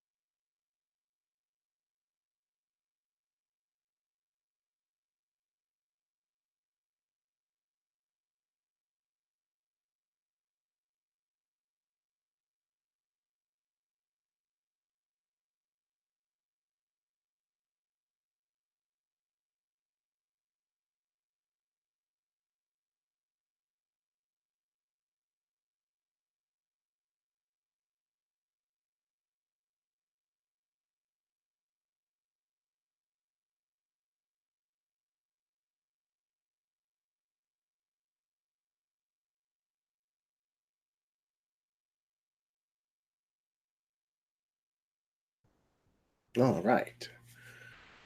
Welcome back, everyone. Hopefully the week has gone all right for everybody.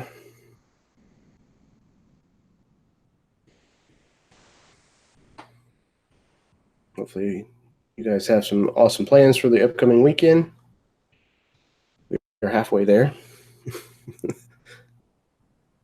one of the only good things about Wednesdays, other than the fact that I get to do this one Wednesday out of the month. That debate about what it means to be religious was very satisfying. It's very challenging. Well, good. I'm glad. Flip the script a little. It's one of the interesting things about playing a cleric is like I'm not a religious person, but pretty vocally and strongly anti. But then it like comes to playing a priest or like a religious person, and it's good to like think about it. So a lot of that was just like having fights with Taylor. Actually, I figured there was probably quite a bit of that in there. So it's like her point of view a lot, but it's nice. I think it's good to think about it. I think.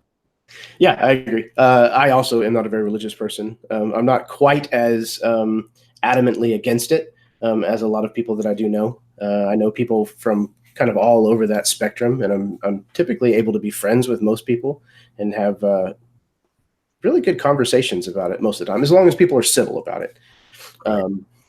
Sometimes that's not the case, but it's 1,000,000% not individual people. It's like the thing. You know? Yeah, absolutely. Is for me. I agree. Yeah, there's a lot about it that I just don't, that just doesn't wash with me. But if it works for other people and it makes them better human beings, then I'm all for it. Great motto I just read in Amy Poehler's book. Great for you, not for me. Yeah. And that's just a great way to live your life. Yep, I agree. But yeah, even though I'm not religious, I don't know why, but cleric has always been one of my favorite classes to play. I've just always been drawn to it. It's for sure my favorite class in like Lamentations. Getting to use like the real world religions makes it a lot more fun for me for some reason. Mm-hmm. I like just like with the cultures in my worlds, I like for the religions to have a pretty solid basis in real world counterparts, and then just kind of twist and tweak where it needs it. It helps to have a lot of that kind of stuff as a shorthand, I think. Yeah, I think the closer you can make it to our own world, the easier it is for people to understand as well, you know? Because like we used to play an ancient Roman game, and there it's like their beliefs are so crazy different, and like there's all this like insane. So it's very hard for like a normal person to be like, yes, and then I take these 6 pigeons and I sacrifice them. It's like, I don't know, you know? Very much so. I just know with tonight's game, I was able to watch Lloyd proselytize off my bucket list. Perfect. Checking boxes. That's what we do here. All right. Well, I think it seems like everybody is back. So if you guys are ready, then we'll hop back into this. Okay. You have made your preparations, and you have headed back into the city of Belorion. The ruined, scattered pieces of this once splendid elven city that fell from the Ascended Isles and now lies broken and scattered everywhere. It hasn't been long enough, I would imagine, in your minds, since you were here last. And when you last were here, even before the unfortunateness with Kalp's demise, you ran across a beast, a kind of beast, a pack of them that made it apparent the kind of dangers that are present. And that was with the sun still up.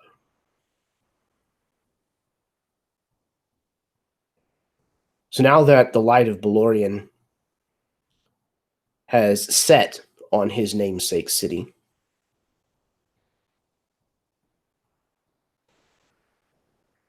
how are you finding your way through the city now? What are some of the things that you're having to contend with?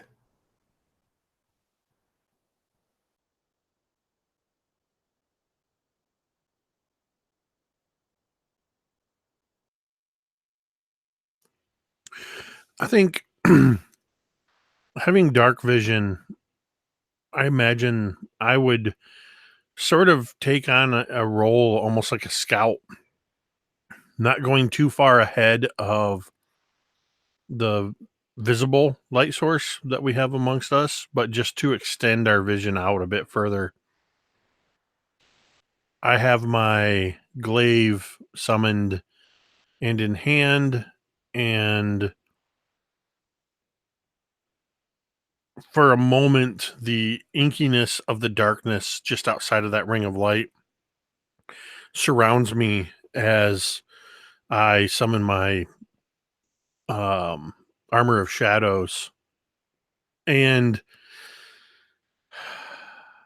I think the initial thing that I'm seeing is maybe I'm not the best person to be scouting up here, because as I'm moving along, I'm jumping at every little sound because there just seems to be so much more stuff out moving around in the cover of darkness.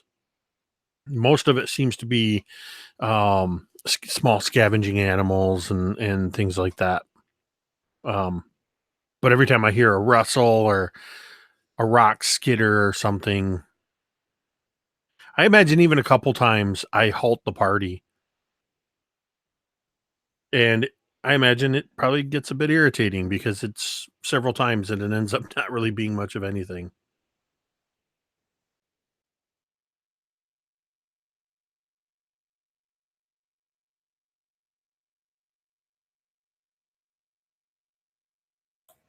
Ingvarad feels a bit blind, can't see in the dark, and is just doing her best to like be careful and like does that thing that you do when it's dark and you think it'll help, where you just open your eyes really wide. Doesn't help. And so, yeah, I guess she eventually gets used to it, and we do have like a light source and whatever, but I imagine we're all clustered around it pretty tightly. Those of us who can't see in the dark. Yeah, I imagine Haroon, being a knight, would want to do more of a tighter formation and kind of.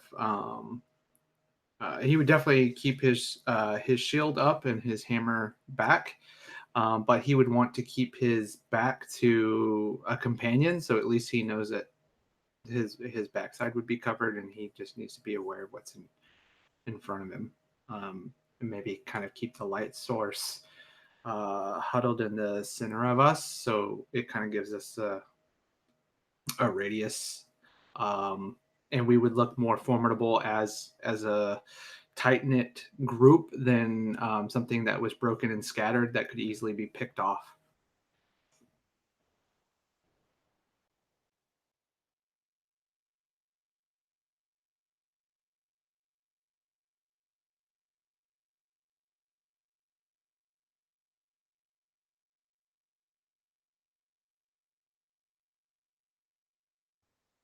Basrat is staying at the back of this group, huddled around our light source, and he's keeping one eye shut, trying not to kind of blind himself with to the darkness in case he needs to look out into it.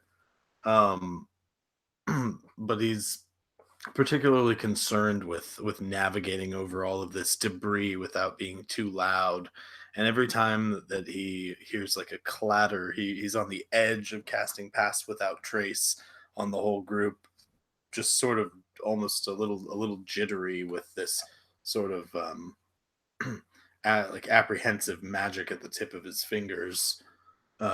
just waiting for some sort of threat to emerge so he can silence the group and help our hiding.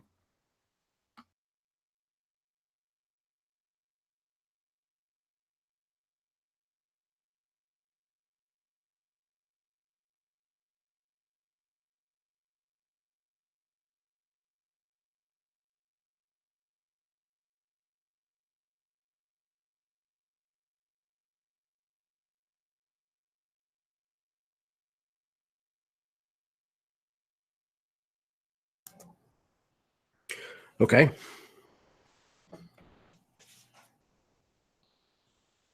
You stalk forward as a group. This light source held between you all. And you make your way through miles of this broken elven city. Buildings are askew, some of them rended in half. At one point, you find yourself walking through a tunnel, only to realize that it at one time was a tower that had fallen onto its side.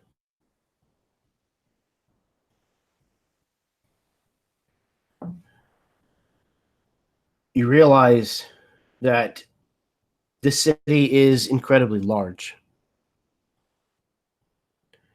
And Belorion, as you were told, was situated near the center. And you find yourselves tired and realize that you've been walking for a number of hours, likely in the neighborhood of 8 or 10. And you're feeling like you're probably going to have to find a place to rest.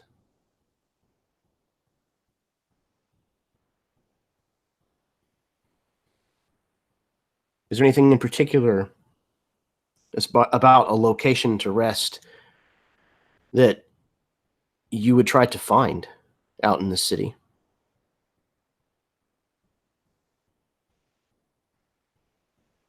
I guess the usual would be like a place that's raised up, that gives a good view of the surroundings, and a place that has like one way in, or maybe one or two ways in and out, so that it's easier to like defend, that we don't have to set so many watches and whatnot, that kind of thing. Something, I mean, a building would be great, like a house, but if we can't find something like that, then even just like a raised thing with some stairs up to it, or like some rubble that leads up to it.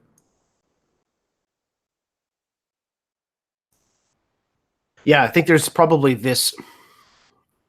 It looks like it was a boutique and stuff. If you're, it's one of these places that's been torn with like the face of the building kind of reduced to rubble and torn away.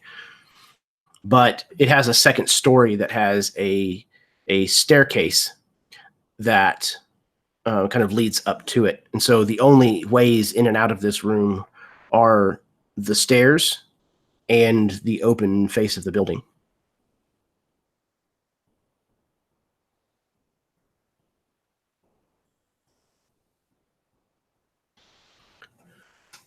So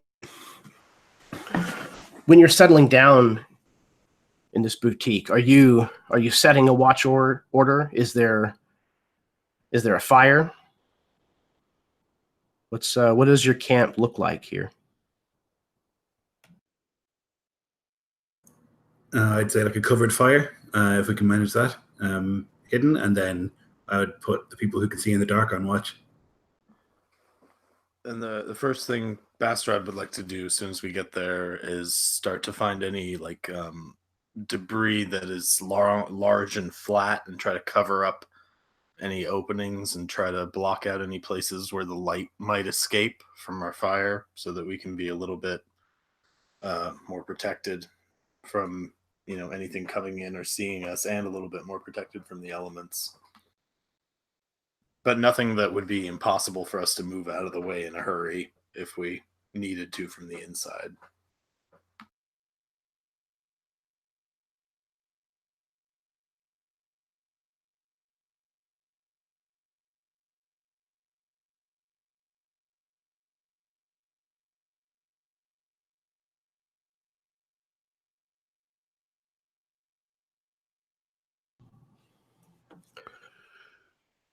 I think wherever I'm posted up, I'm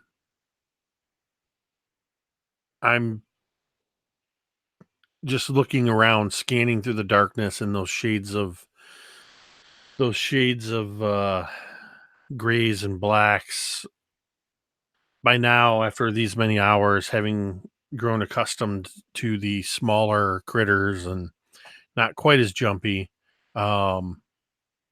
but glaive still at the ready, nonetheless.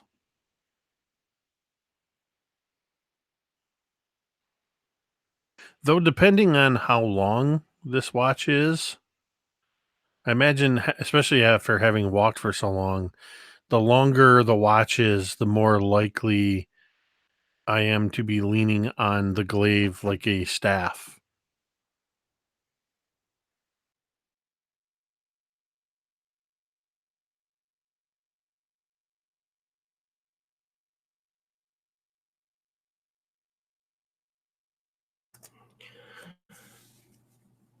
So, what is the watch order that is established?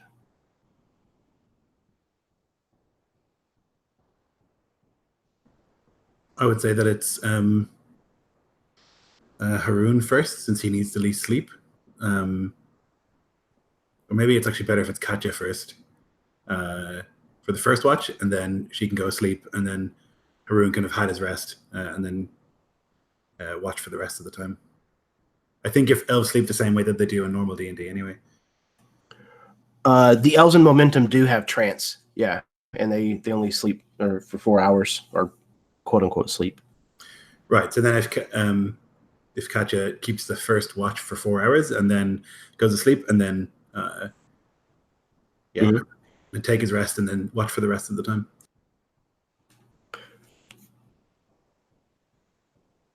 Does that sound okay to you guys? Katya will 100% agree with that, but will do so with heavy eyelids. And I guarantee you, if I'm pulling a 4-hour shift, with every hour that passes, she's going to be fighting sleep. Though she doesn't say that.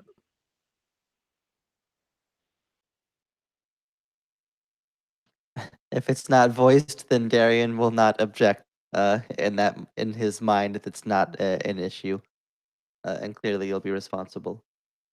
So he'll think. No, I think that makes sense. So, Haroon definitely coming from more of a militaristic background would definitely be up for taking watch.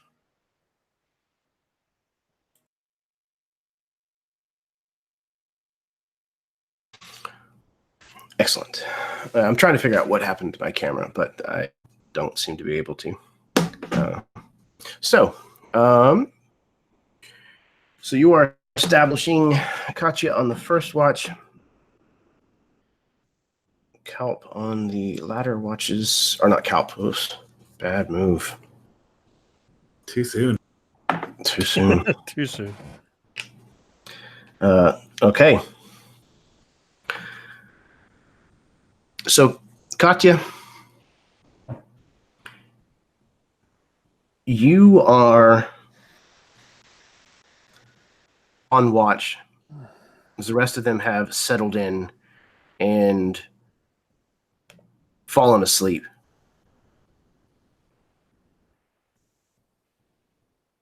The night around the city is fairly quiet in this part. You can hear the kind of crackling of the small fire that you keep stoked, as well as the strange kind of otherworldly sound, ether burning out in the city. Occasionally, you might hear a little bit of rubble shift as a piece of the city breaks free and floats back up to join the Ascended Isles.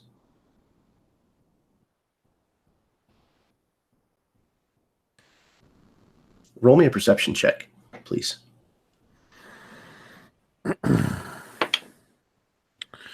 That is +0, so that's a 15.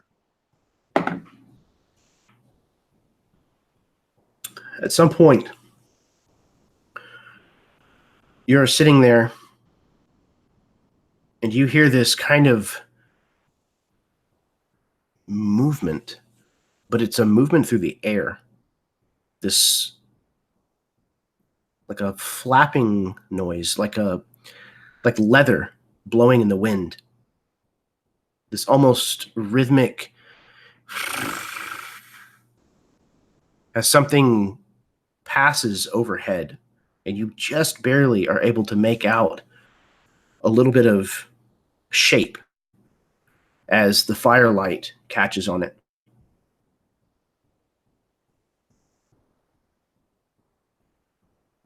But whatever it was large. Probably the size of a horse.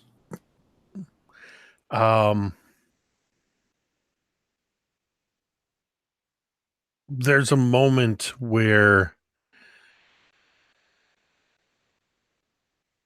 I'm caught just completely by surprise. I've been watching the ground and surrounding area for threats and didn't even think of something in the air.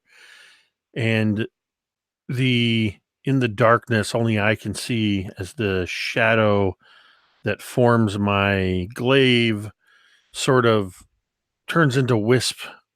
And over the course of a few seconds, it reshapes itself into a longbow. And I make a motion as if drawing from a quiver and pull shadow into the form of an arrow and knock it and just stay alert. I don't say anything yet because I'm not sure. This could just be something nocturnal, but not malicious. But I'm just going to be at the ready with an arrow knocked. Listening to see if it comes back. You spend the remainder of your watch in this kind of tense waiting period. But nothing ever makes this noise again, and you don't see the shape pass by. The time comes to rouse Kalp. No, God, I did it again. Man. The time comes. He's gone. I just can't let go.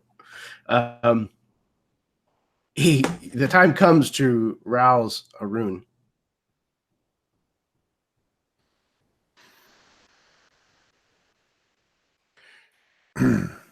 And I would do so.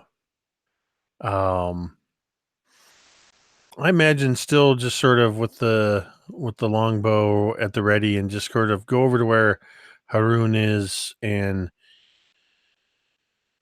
use my foot to rouse him. Not kicking him, but gently sort of just like shaking him with my foot. Wake up. It's your watch. Thank you. Yeah. Go.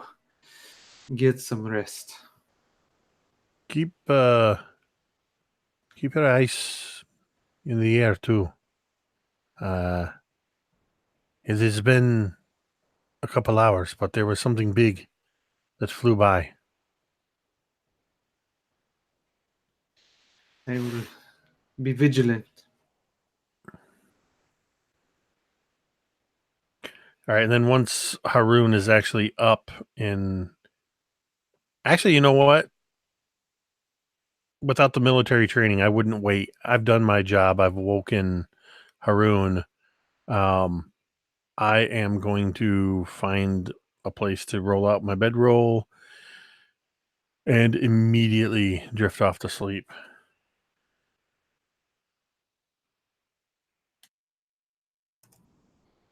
Yeah, I almost imagine there's, like I said, this is at one time was a boutique of some kind. So there's all this like fine elven clothing that has been basically just hanging on the walls and on, effectively like mannequins. So there's plenty of even extra padding if you're desperate enough for it to put beneath your bedroll.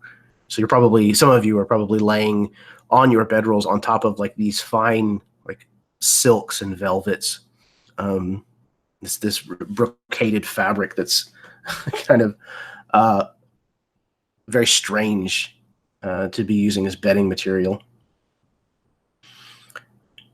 Haroon, you have taken over watch, and the first several hours pass quietly, much the same as I described for Katya. But after a time, you also hear this noise overhead. If you would please roll a perception check. With the darkness, I believe you are at disadvantage. Okay. First roll. Okay. So the lowest roll is a 12 plus my perception is 3, so 15. You also see a shape that's large, about the size of a horse, but have a difficult time making out much detail, as whatever it was moving fast through the air.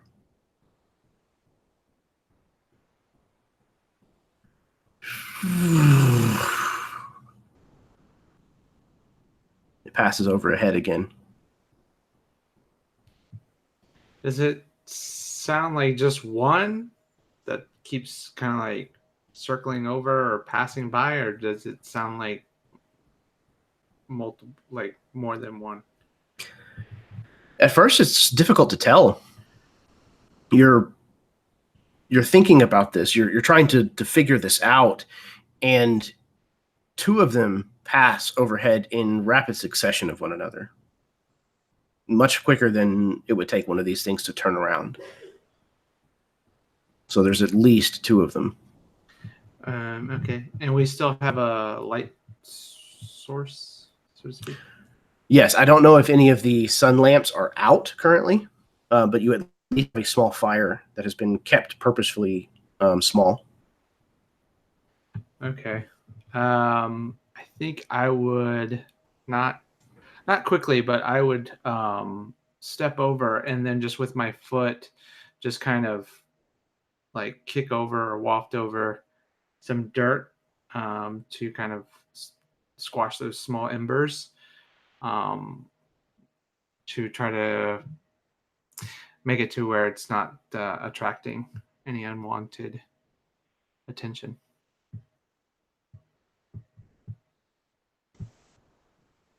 You douse the light, and for a moment, things are quiet. And then again, louder and closer now, you hear...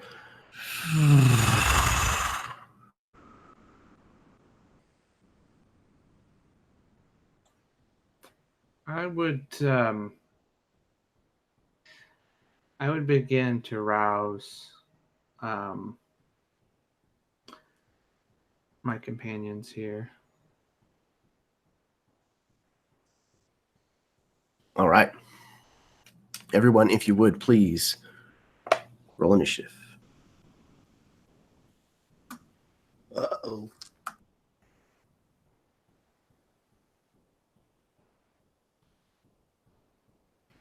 Okay. Haroon with the 15. Ingvarad with 13.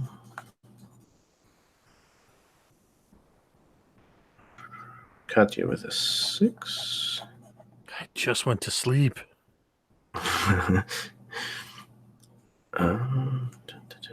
Bastrad also has a... Bastrad and Ingvarad, if each one of you would please roll me a d6. I reckon Bastrad is quicker than Ingvarad. You can go first. Fair enough. Bastrad, Ingvarad. Okay, 1, 2, 3, 4. All right. Haroon, you are up first. Darian, it is apparently you who he is waking first. So, Haroon, what are you doing? Haroon would, you see him reach just to his belt, and there's a pouch there, and he takes out this vial that just has some clear water in there, and he takes the cork in his mouth and he just spits it out, and he would just like, kind of wave the vial as the water sprinkles out. It would sprinkle over Darian, Bastarad, and Katya as he begins to say a prayer, and he's going to bless the three of them. So they have a D4 to attack rolls and saving throws while I concentrate on this spell for up to a minute. Perfect. So this liquid is just some kind of water that has been blessed? That is correct. Excellent. So several of you are roused by splashing water kind of sprinkled on your face. You may even think that it's beginning to rain at first. But Darian, you awaken, and Haroon is standing over you. Yeah, being woken up, Darian will like look around, trying to like orient himself, and he'll see Haroon standing over him, and his hand will just like instinctively go down to the scabbard that he's like laid next to him, just in case. He'll just look up and say, What is it?" Kind of like rubbing at his eyes. There are some sort of creatures hovering above us.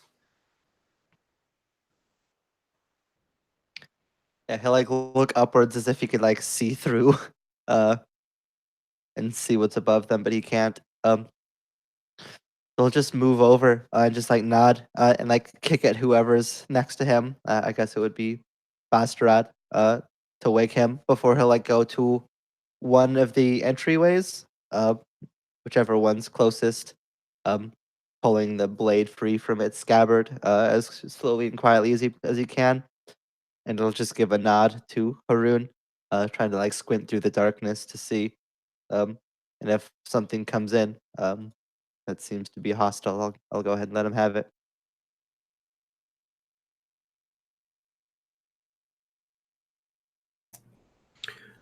Excellent. All right. Bostron, you find yourself kind of kicked awake, and you can barely make out Darian nearby, realizing that the campfire has been put out or is burned out.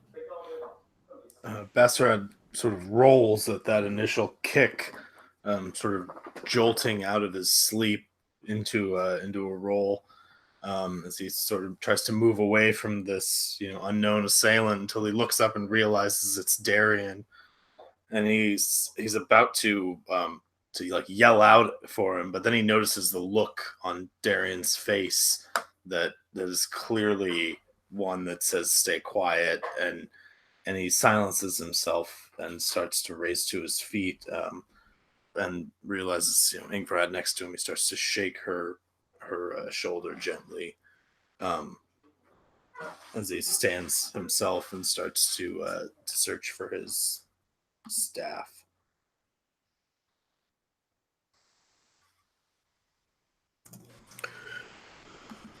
Yeah, your staff is lying right beside you, where you were sleeping, and you have shaken awake Ingvarad. Ingvarad, you have awoken, this splashing on your face, and now realizing it is total darkness, but you can see just a little bit of Basarad as he's shaking you awake. She'll open her eyes. He's got a finger to his lips. Yeah, she'll assume there's danger, based on the fact that like she didn't wake up naturally, and will like quietly sit up, grab her hammer and shield, and like come to standing and like move to where the door is to try and figure out what's going on. I guess everyone is like being as quiet as they can, and so she'll try and do that too. But like get towards the door and see what's happening.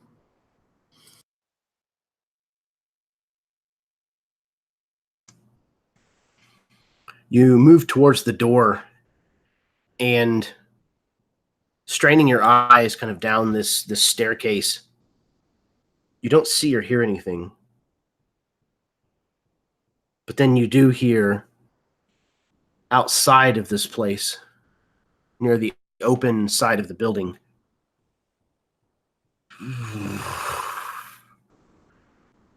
the sound of leathery wings gliding through the air.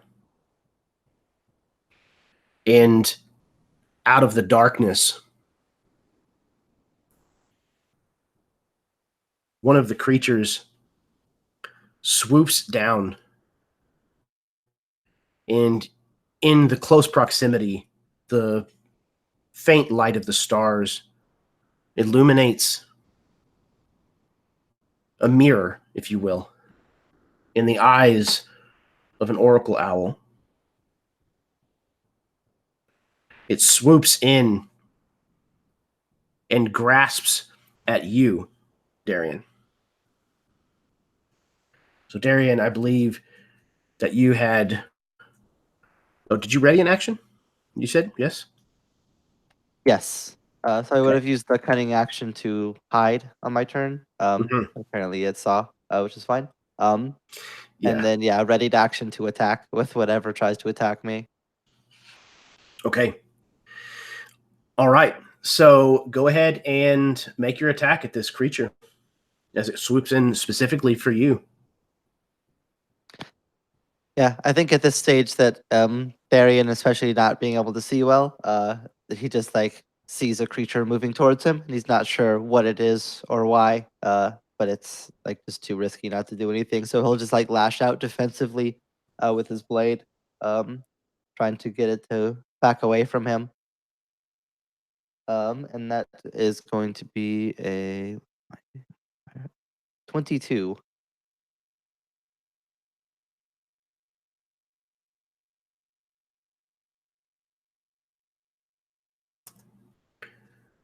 Yeah. Sorry, I was in the settings menu. Yes, it absolutely will hit.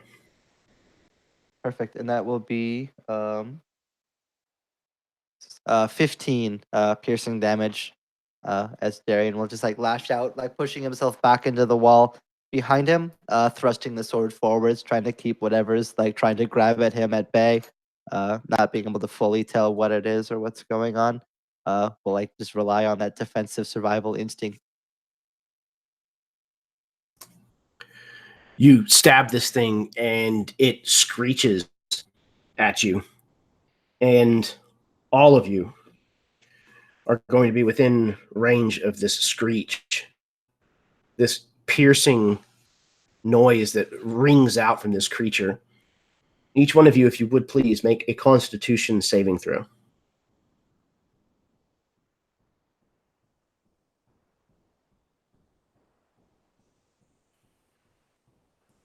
With the bless, that is a 17. Excellent. Okay. Katya and Ingvarad are still good. Excellent. Darian is very good.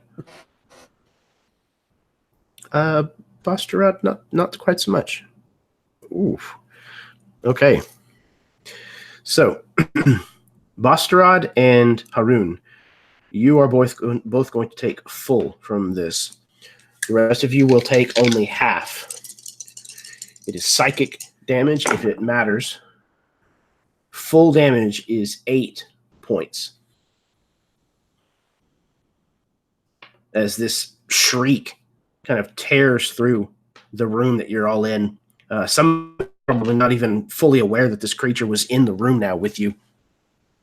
As it's kind of lighted onto the edge of some of this rubble near the wall when it tried to grab a hold of Darian. Darian, it is still attempting to grab at you with its talons. What is your armor class? 15. Okay. It's going to hit you with a 19 then. It's going to deal 8 points of slashing damage to you as these incredibly powerful and very sharp claws at the end of these curled feet kind of reach around whatever armor you may be wearing and dig into your flesh.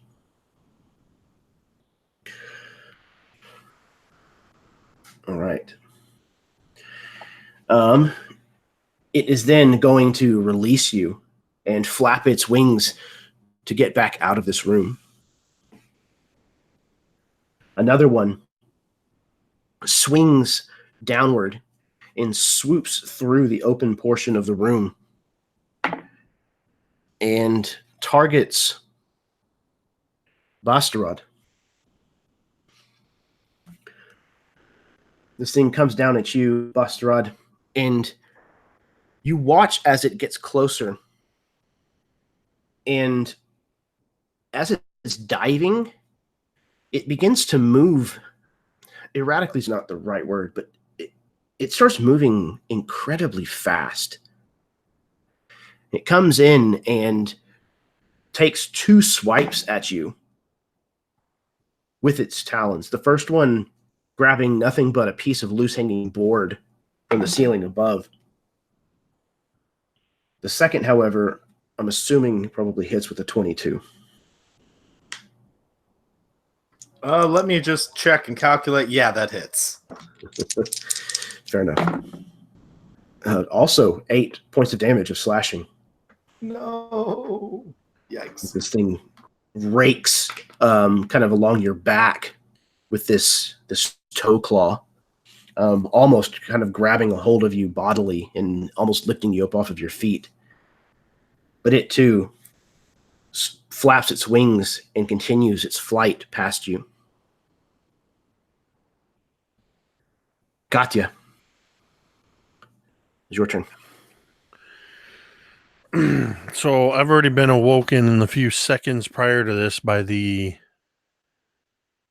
gentle sprinkling of water and the less gentle screaming of this owl. I would sort of roll up out of my bedroll, grasping at the summoned longbow that I would have just sort of laid across or next to where I was sleeping. And just in a sitting up position from inside, can I see either of these things?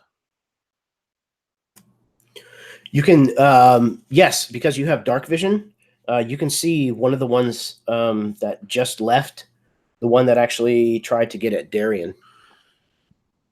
All right. I'm going to shoot at it. Yeah, I'm going to shoot at it with this shadow arrow. Let's see.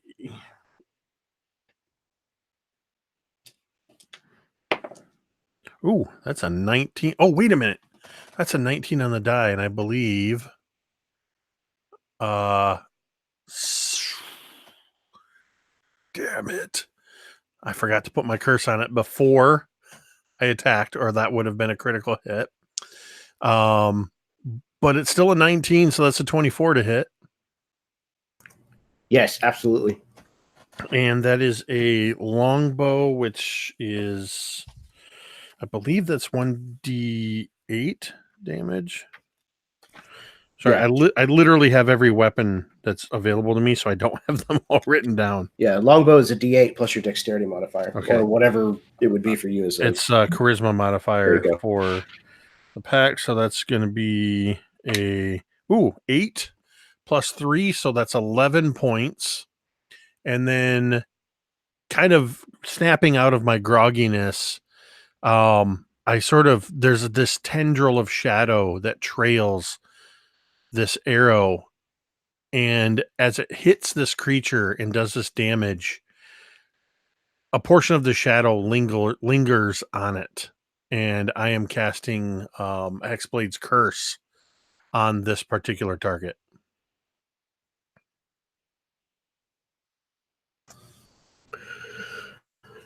This thing has taken a second grievous wound from your group, and it certainly seems to fly away from your group, not intent on continuing this assault. However, the other doesn't seem to be leaving as fast, and now that you are roused and looking around, you realize that it may not have just been the two of these things. Haroon, it's your turn. Okay, so more than one. But there's not currently one near us right now. No, the closest one is probably 20 feet outside the collapsed part of the building. Okay. And I would see that Bastard looks pretty hurt. Is that right? Definitely. Okay. Yeah. So Haroon would go over to Bastard and he places just kind of a hand wherever the big gash would be from the hook claw, and he closes his eyes, and as he opens them, they glow with blue ether, and kind of like wisp of smoke just kind of trail out of his eyes, and this ether energy begins to knit his wounds. So I'm going to use some points out of my lay on hands pool. You see, you took 8, so 16. So 16. So I'll give you back 16 HP. That is exactly how many I need. Thank you. Okay. Bastard will look up and just sort of nod his head in thanks, but not really say much. And he seems to kind of appraise you as you lay your hands on him, but he allows you to do it and is somewhat grateful, although not very vocally so.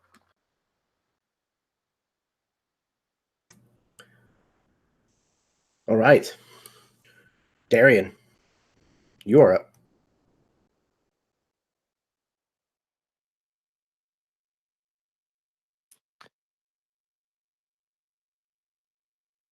Yeah, Darian will try to like look out and see where the other ones have gone. And I'm assuming that we just can't see them at all in the night sky.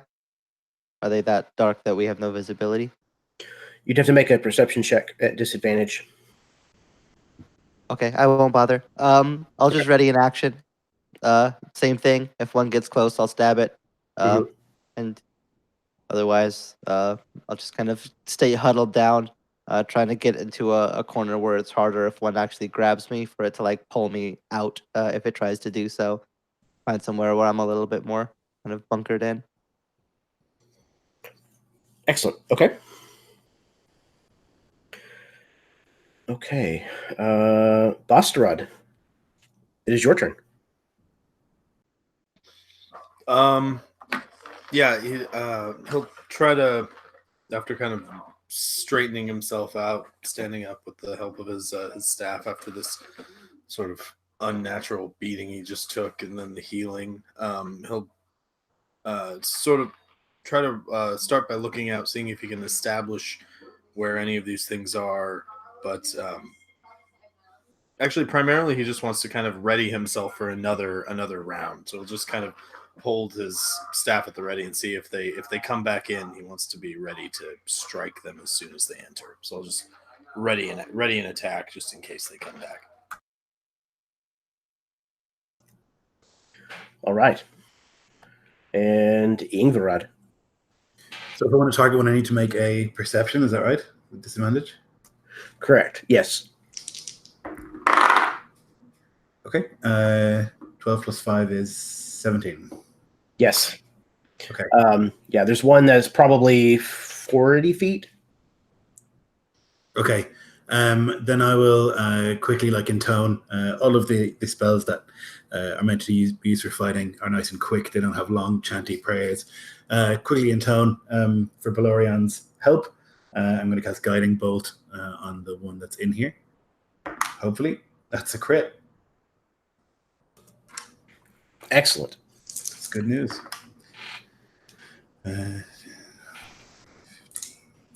How do you do crits? So the way that I do criticals is you max, so all of your dice plus whatever modifiers you have. Okay. So the maximum potential of that, and then you roll and add your modifiers a second time. Oh my god. That's a lot. Do I add my modifier to this spell? I wonder. I don't believe you had modifier to Guiding Bolt. It's just the 4d6. Yeah. Yep. So it'll be 39 points of damage then. Of radiant damage. All right. And the next turn against it has advantage, and it kind of glows a little bit. Yeah, I would say so, because you just toasted its ass. So, yeah, what does that look like? Yeah, so she asks for Belorion's blessing to like guide the blows of her allies. But I guess he's really listening, and as she like finishes the incantation and boom, smashes her hammer into her shield, there's like this blast of light that comes out of the end of the hammer and just clearly like engulfs this thing, and there's like a woof, probably causing everyone to squint suddenly at the bright light, and thankfully it hits the ground. Yeah, it kind of spirals downward quickly and like crashes down onto some of the ruined parts of the city and is actually roaring away as a rather healthy bonfire for the moment. So for this round, all of you can see the area very well, at least. We'll just do this. The next round. Okay.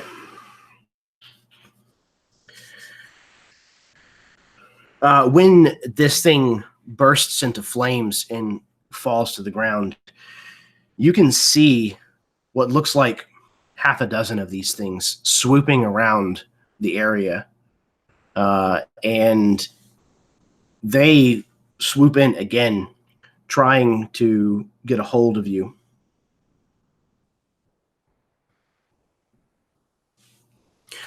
Can I use that ready attack?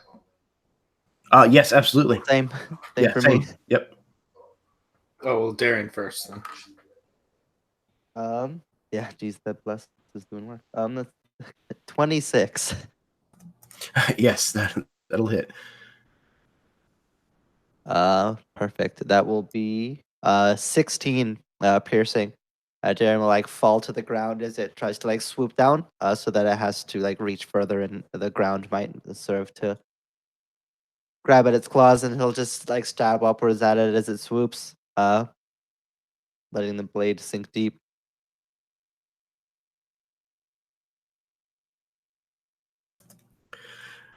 And though you do sink your blade to the hilt on this thing, it is still alive. It's now kind of haphazardly flapping its wings, trying to compensate for the stab wound that it's just taken. But that's certainly enough of an opportunity for Barterdom to also attack. I rolled a 19. Will also hit him. Yep. Okay, and that'll be 11 points of damage. I got real lucky with that quarterstaff. Yeah. Excellent. Okay. So he just baseball swings. Not that that's stickball. That's what they probably play in Momentum. And swings it just directly at this thing as soon as it's exposed. This thing also, between this stab and now this bludgeon, lets out this horrendous screeching noise. And all of you are within 30 feet. So once again, I need Constitution saving throws from everyone, please.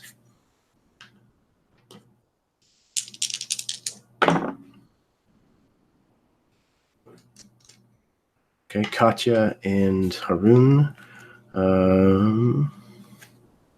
Bustarod's good. Ingvarod's good. Okay, Darian's the only one who did not pass this time around. Full damage is 11 points of psychic. Those of you who passed will take 5.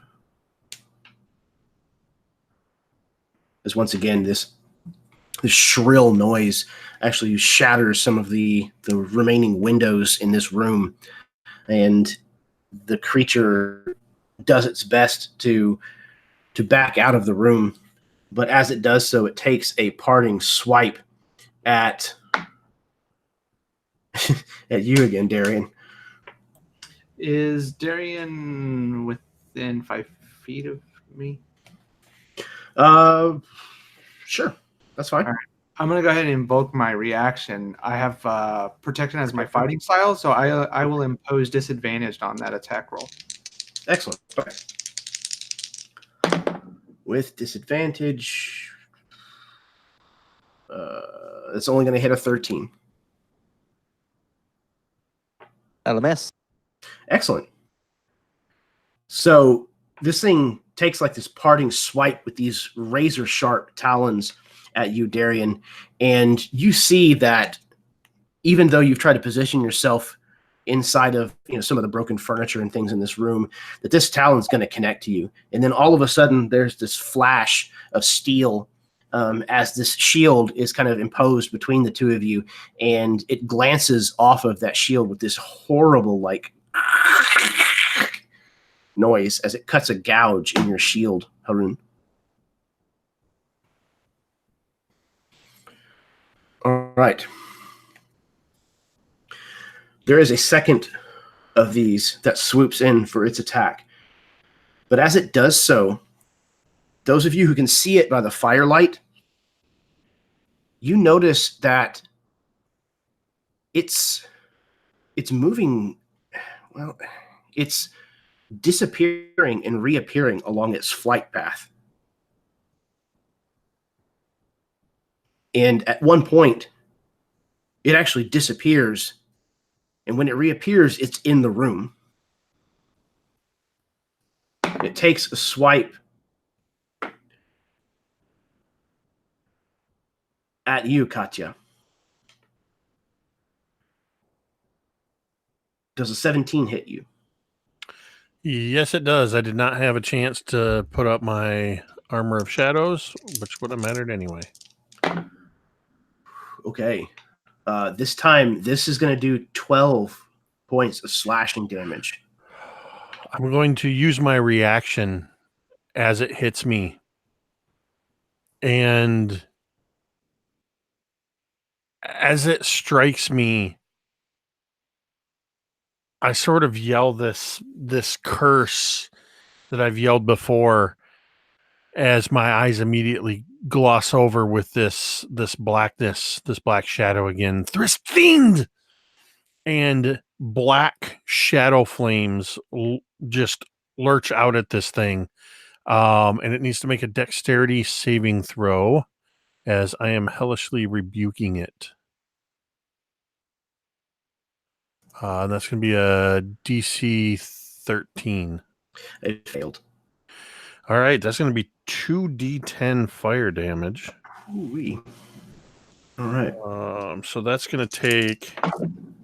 it's going to take 6 fire damage from this rebuke. You hit this thing with a rebuttal, and it's already on its way back out of the room. And as you hit it, you can see that it had started to like phase from existence, whatever the hell this thing is doing. And your fire seems to almost like stop that from happening. It kind of recoalesces and actually hits part of the broken wall that leads to the exit from this building, and it kind of has to correct its flight path to regain control of itself. Katya, it is now your turn. All right, I'm looking out amongst all of these things, looking for the one that's trailing the shadow like ribbons, the one that I hexed. Yes, you can absolutely see it. And I'm just going to take aim with my longbow again. And is the bless still up? Yes, it is. Okay. So I'm going to go ahead and take a shot at it. That, let's see, with the bless is 8 on the dice. That's a +5. So that's a 13 the hit. That is the magic number. Oh, all right. So that's going to do 1d8 +3, plus I get to add proficiency bonus to damage. So that's going to be +5. That's a 6 on the die. So 11 points of damage.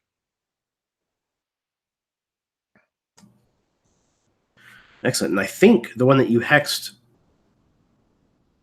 was already damaged.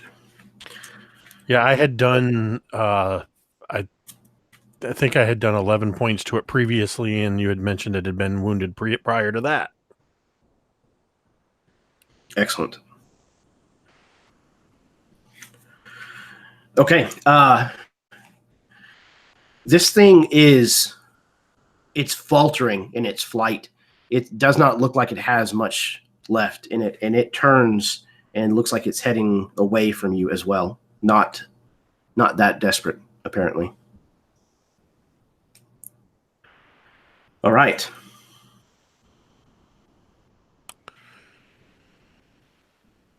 Haroon, it's your turn.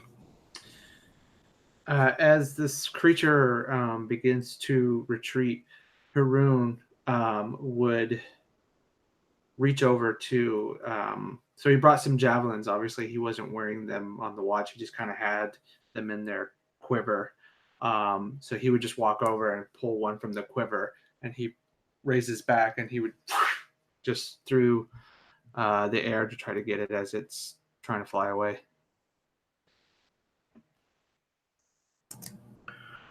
What is the range on your javelins? 30 or disadvantage up to 120. Okay, so this would definitely be at disadvantage, but it would be within your range. Okay.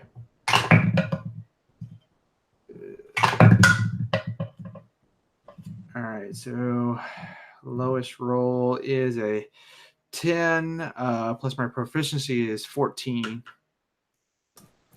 Absolutely. That hits. All right. Very nicely done. That is going to be 5 piercing. 5 piercing. Okay. So you throw this Hail Mary, this javelin kind of arcs through the night sky and catches this thing, tearing a rather sizable hole straight through one of its leathery wings. But it is still apparently alive. Yeah, he would just say to the group, I don't think we're no longer safe here.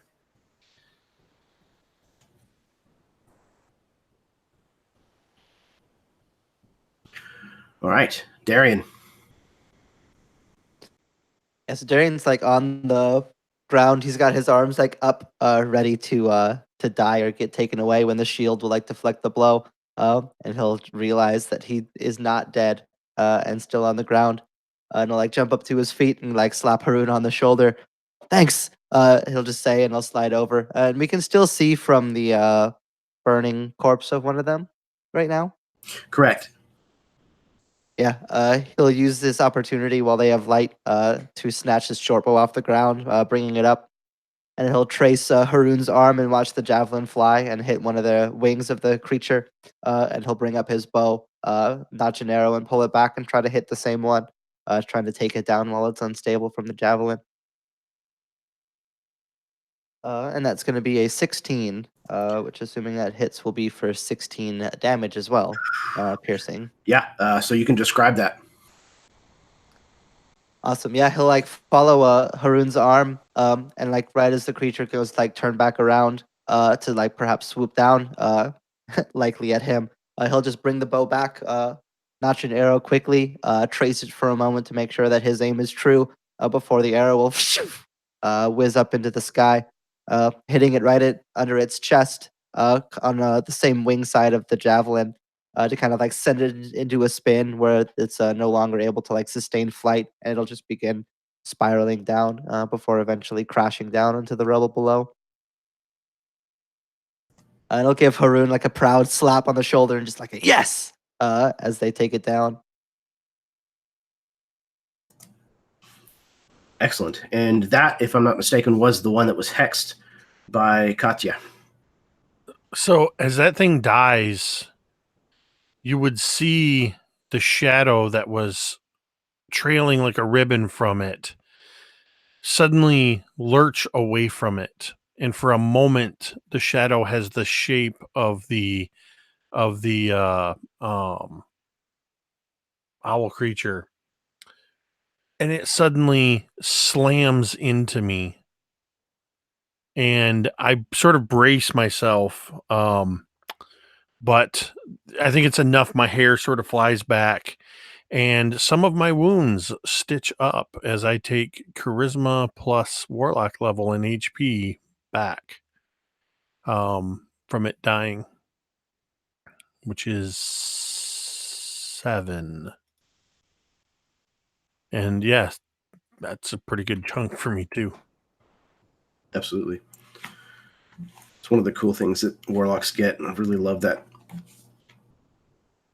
Excellent. Okay. That brings us to Barterdom. So, seeing these things lit up out there, Barterdom realizes that he doesn't have anything ranged that he can contribute to this sort of long fight with. But he starts to try to think of a way that he can help protect the group, from something closer. And he'll start to prepare. You can do like a spell or racial power as a prepared action, right? Yes. Okay. Yeah, he'll start to prepare silence, and he'll trigger it if it seems like one of these things is about to scream again. Fantastic plan. Excellent. Okay. Ingvarad, it is your turn. Ingvarad just wants these things to go away. She wants them to stop. Doesn't want to kill them. They're not evil. They're just animals. And they're different to carnage hens, which have this very sinister and cruel aspect. These are just birds. No need for this. She'll look around and see if anyone is still badly injured. I think Barterdom took a big hit, and but I think that. Yeah, Darian, are you bad? Darian's definitely got some blood pouring from some of these talon marks, and he's probably got blood brimming out of the edges of his ears too from the screeches. I'm on it. Okay, so I'll go over there and I will heal you. How bad? As in a higher spell slot bad? He could definitely use it if you got it. Yeah, I got it. Okay. All right, so that'll be 11 plus 3 is 14. You'll get back. So she'll walk over and she'll incant a blessing, and then again, the hammer against the shield, and then basically place the claw of the hammer on your shoulder for a second, and you'll feel it's warmth and satisfaction, healing power come over you.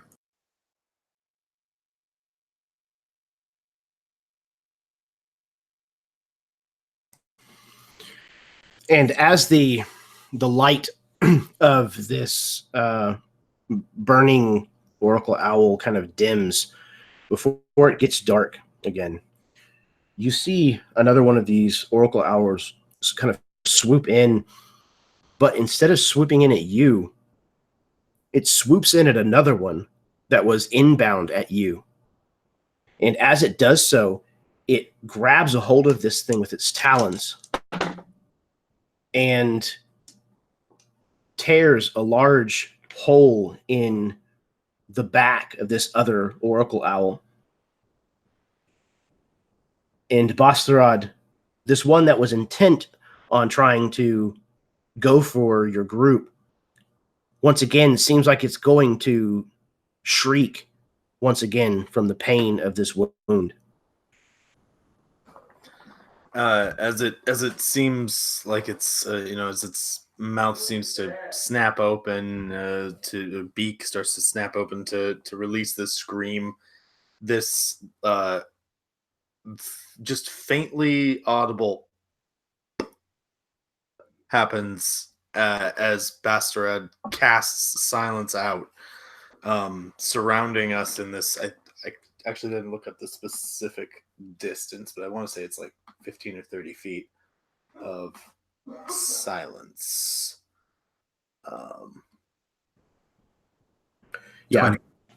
20. Okay. Yeah. So we just are sitting or standing in this. Everything just around us just cuts out, and there's this deafening nothingness. Yeah, and it's persistent, isn't it? It stays around. Yeah, I'm looking up this Concentration up to 10 minutes. Perfect. Yeah. Okay. Yeah, and because this thing also had not gotten to you yet, it also was not close enough to have gotten all of you in the first place. So the lesser radius will still absolutely take care and nullify the effect. So yeah, this thing begins to try to screech and is plummeted into silence along with the rest of you. This one that had attacked its brethren has gouged the first and then taken off into flight, circling around. You can see several of the others have now turned their attention on it. But there is still one that is flying in for your group.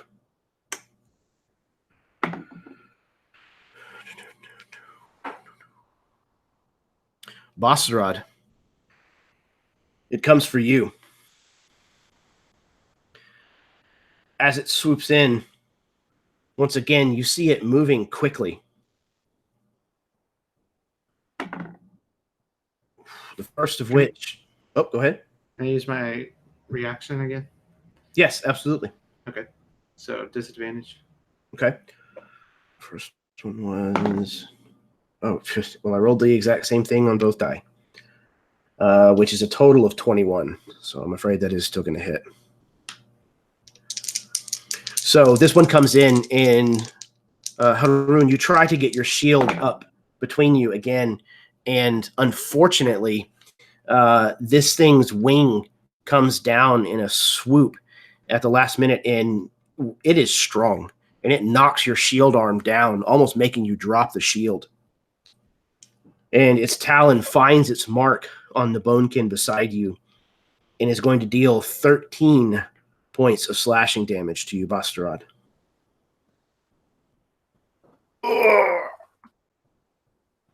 But you don't hear that because it's silent. Well, actually, hold on. Let's see if it's still silent. Oh, God, no. Okay, the silence just immediately as he's struck dissipates in this, the roar of like any echoing screeches kind of pop back in just instantaneously. How many points was that again? 13? I think it was 13. Okay, yeah, that's what I got. That's what I thought. Yes. So, yeah, this thing catches you basically right in between two of your ribs and almost pulls some of the flesh away from the side of your abdomen as it rends its claw away from you, kind of rolls out of the opening and takes flight again. Okay, we are back to Katya. Oh, the fire has now dimmed to the point where you can no longer see out in the immediate vicinity around this building.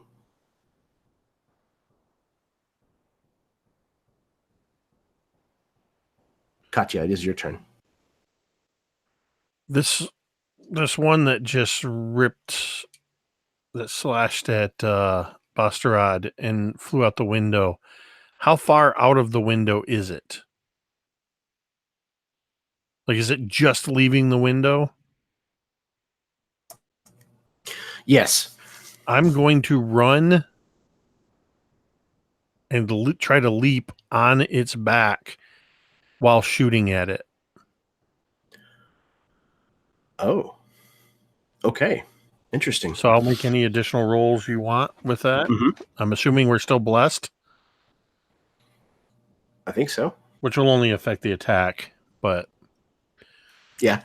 So your attack, I guess, will land first, and then you're going to try to jump upon it. yeah, Okay. So go ahead and make your attack roll.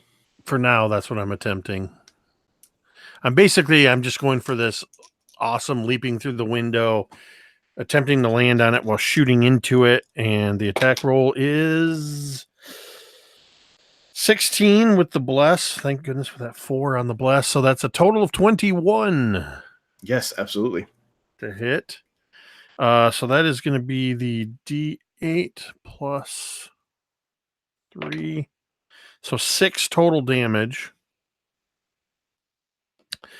And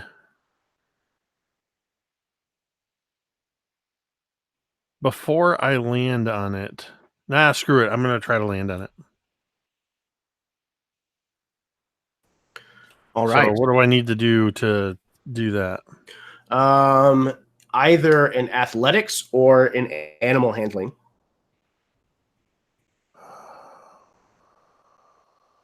Let's go athletics. All right. Pick your dice wisely. All right. Holy shit. That is a natural 1. I do have a bonus action that I was planning to use if I still can, since I missed this. It only requires me to scream something. Isn't it obscenity? Because The vocal or the component for Misty Step is only vocal. mm-hmm. So since I see that I'm going to miss, I would like to Misty Step back into the room. Yes, I would absolutely say that that's perfectly. But I kind of want to flavor that because this is all very clumsy. It's not quite what I was intending to do. I was hoping to do something else with that Misty Step after landing on this thing. So I imagine I very clumsily, as I miss this thing, I just sort of cry out this word in abyssal and suddenly slam backwards into the room and kind of skitter and trip over the array of bedrolls and whatnot in the room.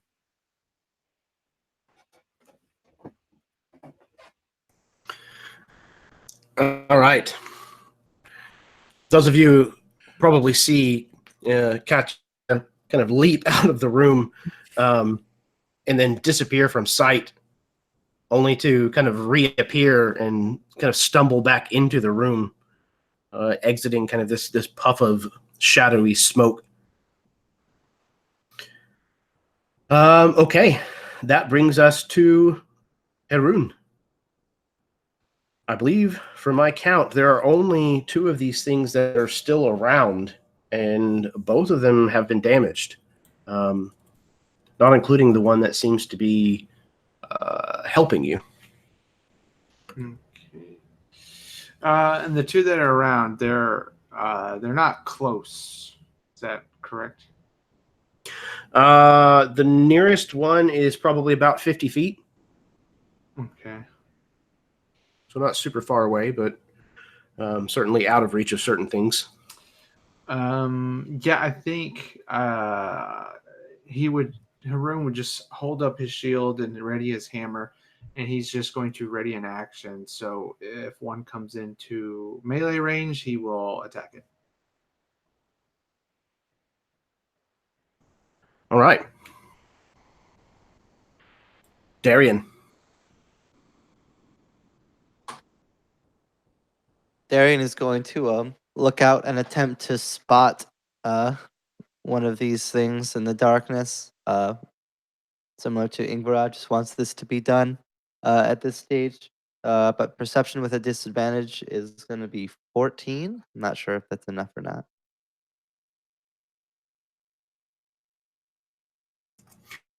Yes, it is. These things seem to be not being as careful about the way that they were hunting you in the beginning. Yeah, as this healing light comes over him from Ingvarad, he'll just like, he can't help but like chuckle at the fact that like now two of the different party members have just like back to back saved his life. So he'll like slap Ingvarad on the shoulder in the same manner that he did Haroon, but he won't be able to like get the word thank you out quite yet before like make it to the edge of the window.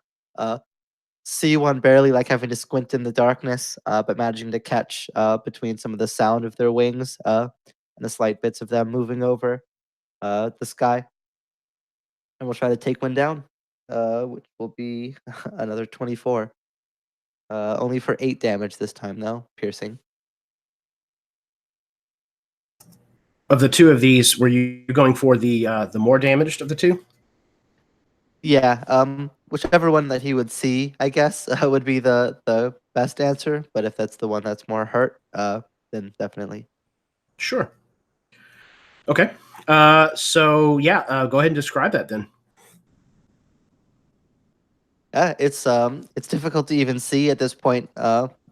The darkness of their form against the night sky, but he'll just barely manage to pick it out, let the arrow fly and hope for the best, but he'll like hear the thud of the arrow sink in, and hear the screech of the creature as it dies, and he'll know that his shot in the dark was successful, and he'll hear it moments later hit into the ground, just relying purely on sound cues at this point to know that it fell. Unable to actually like see it as clearly as he wishes that he could to know for sure.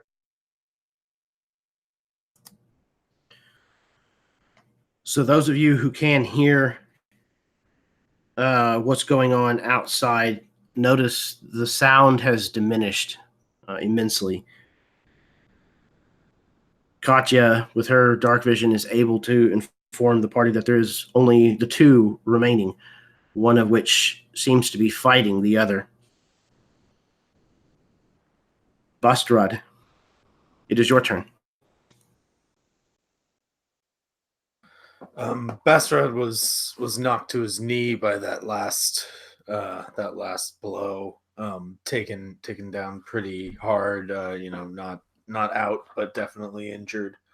And he'll stand himself back up again, and again just prepare himself to try to smash anything that comes anywhere close to us.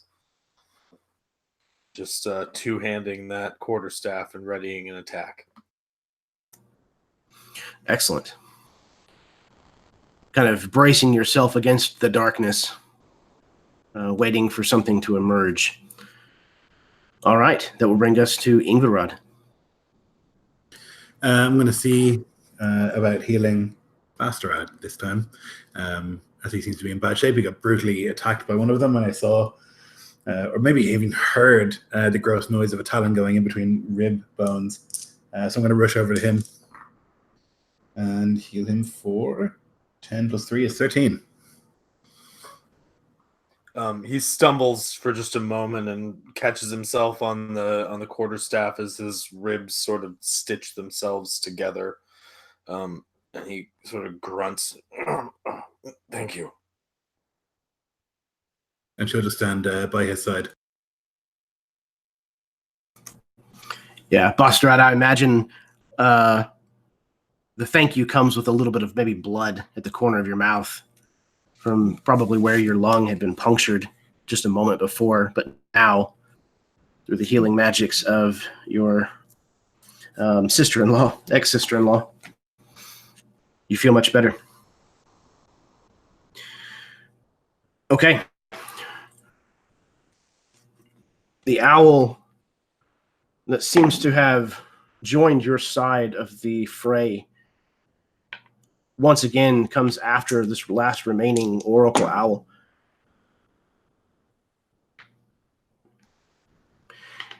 Catches a hold of its wing, and you can hear the tear of the leathery membrane under this oracle owl's talons. You can hear the screech, though it is some distance away from you, not enough to hurt you. And it pivots and begins trying to make its escape as well. It appears to no longer be interested in its nightly meal. But Katya, before it gets away, it is your turn. I am absolutely going to Hexblade curse it and take a shot at it. And I think this is almost, at this point, Katya's eyes are just swimming with the shadow. And it's more shadow than Katya that's trying to kill this escaping creature. Son of a... That rolled around the critical and landed on a 2. With bonuses, that is a total of 11. That is not going to be enough to do it. You fire this long-distance bow shot, and your arrow arcs, and you hear it off of some kind of structure in the city down below.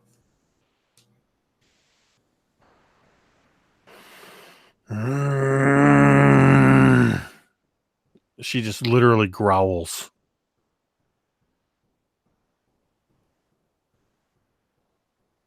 All right. Again, this thing is about 80 feet away from where you currently are, and it is leaving. But we'll go through one more round of actions to see if there's anything else that anybody wants to do. Haroon, your turn. I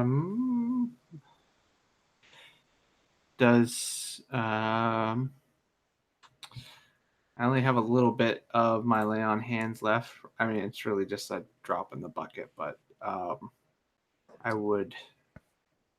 The creature is well out of my range, so I would just be looking to attend to any wounds. So, is Bastrod still hurt, or Darian still hurt, or is Katya hurt? Katya's Darian's wound. definitely. Oh, you go. I was just saying, Katya's wounds you can't really see. I think all the damage I took was psychic damage.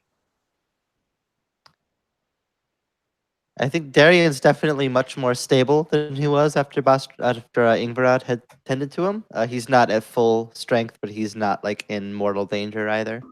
Yeah, same with Bastrad. Damaged, but not inoperable. All right. So, I mean, it wouldn't matter much, but I guess I would just go to imagine Haroon be closer to Bastrod. So again, he just placed a hand on the back of his shoulder there, his shoulder blade, and again, just begin to concentrate and move the aether energy from his body into Bastrod's just to further close any wounds. So just that would be 4 more points of healing. Thank you, Elf. I appreciate everything you've done. Haroon would just nod.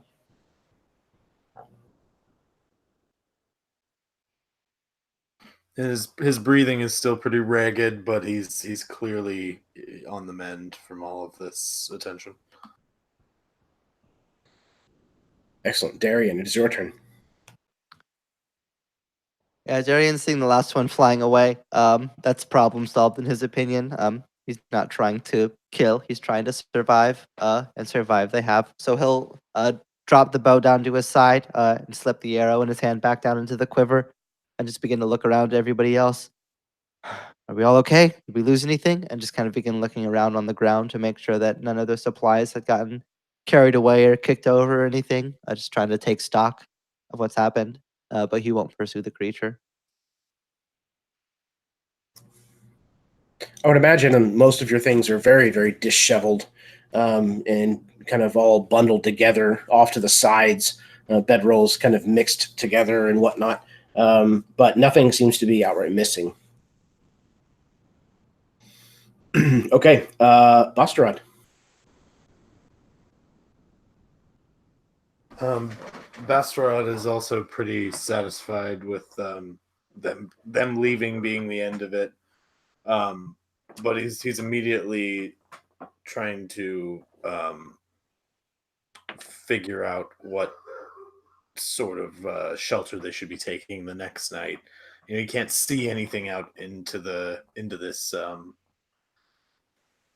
dark city, but he's just trying to think about the places they've been and if there's like some underground place that might be safer now that he knows that there's this flying menace. But other than that, he's not really going to do anything. Excellent. Okay. So you kind of try to wrap your head around what might be a better place for shelter, knowing one additional menace of the night. Okay. Ingvarod.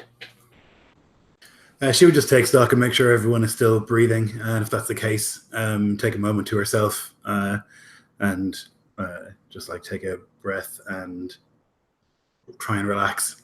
She'd basically do like everybody call out their name to make sure they're still alive because she can't see. And once that's like clear and no one needs like immediate attention, she'll just take a breath. Katya does not call out her name.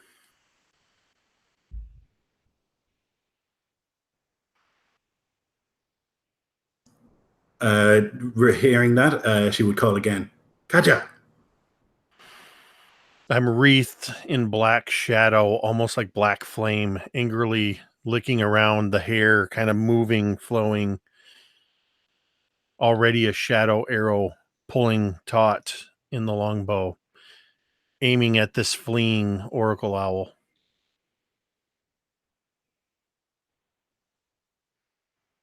If you don't stop me, I'm going to take the shot. I don't say that. That's me, the player, saying that. She can't see you, so she's not able to try and stop you.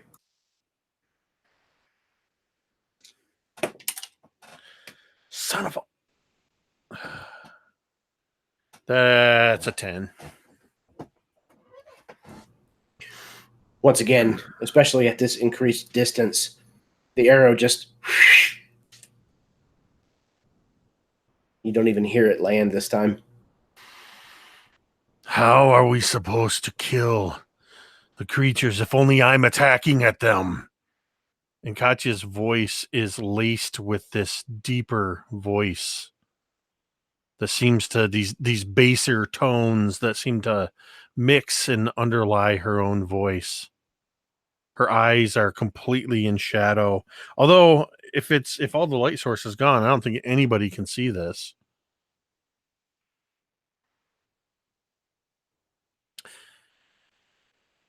Realizing that I can't hit this thing, that it's gone, there's just a few moments where I'm just cursing and kicking at rubble.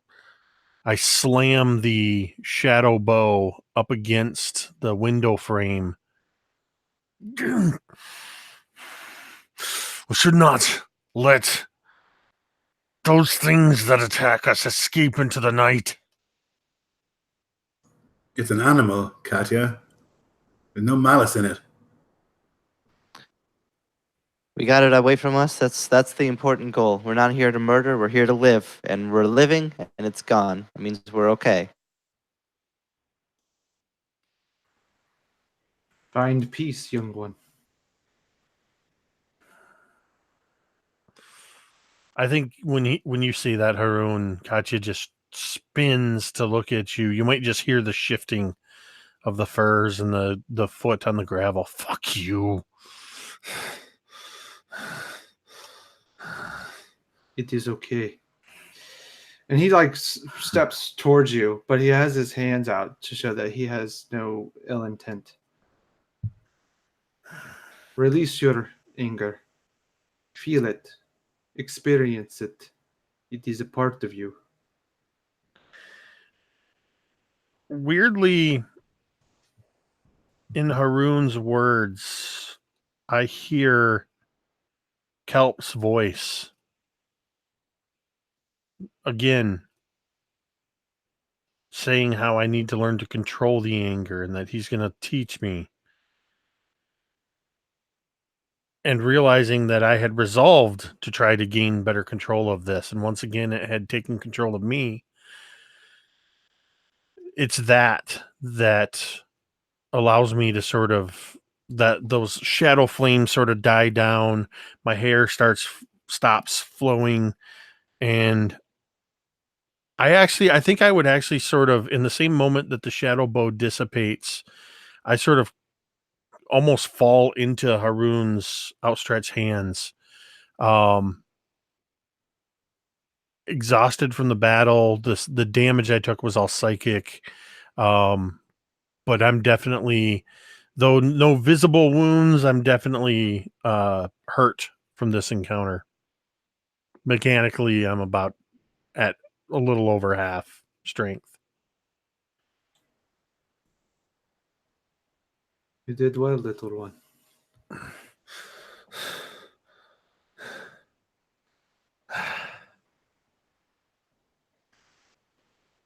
I can't seem to control it, Kelp. You just feel Haroon's hand just on your chest where your heart would be. Slow your breathing. Listen to your heart.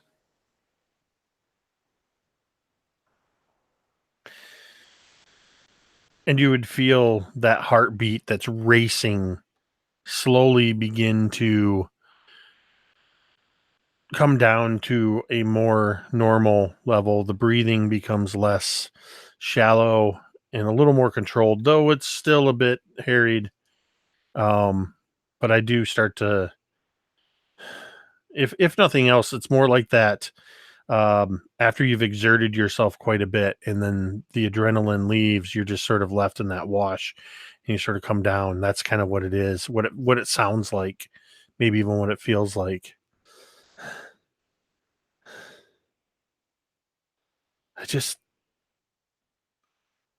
All I knew was I wanted it to die. I wanted them all to die.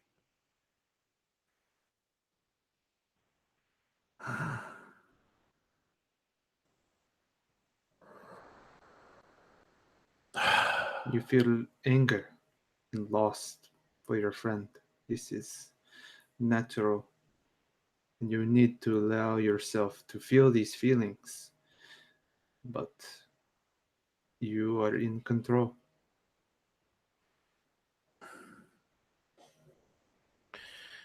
I sort of, in that moment, realize that I'm kind of leaning into your arms, and there's this moment of almost like embarrassment as I kind of pull myself back to my feet. And in the darkness, I turn and I seek out Ingvarad, and I take a couple steps toward her, though I don't know that she can even see it. And then I turn and go to the opposite direction, ashamed for Ingvarad to have seen potentially the way that I had become. I guess you can see, but she can't. So you would see like concern, much more than like anger on her face, and like confusion, but not like any sort of anger. Weirdly, that seems to hurt more. It's that I'm not angry, I'm disappointed kind of thing. It's, if you'd been angry, that would make sense. But you're not showing anger. You're just showing that same maternal sort of concern that Katya has always leaned on you for, and that is why I can't go to you. Darian not being able to like see this all play out will like accidentally like break this hidden tension that Katya is presenting, and I'll just lean over to like whoever is closest, probably Barterdom, just say, well, the important thing is we kept each other alive. And by that, I mean you guys kept me alive and I didn't. So thank you. That's the important thing. We're here for each other. We're not here for killing birds.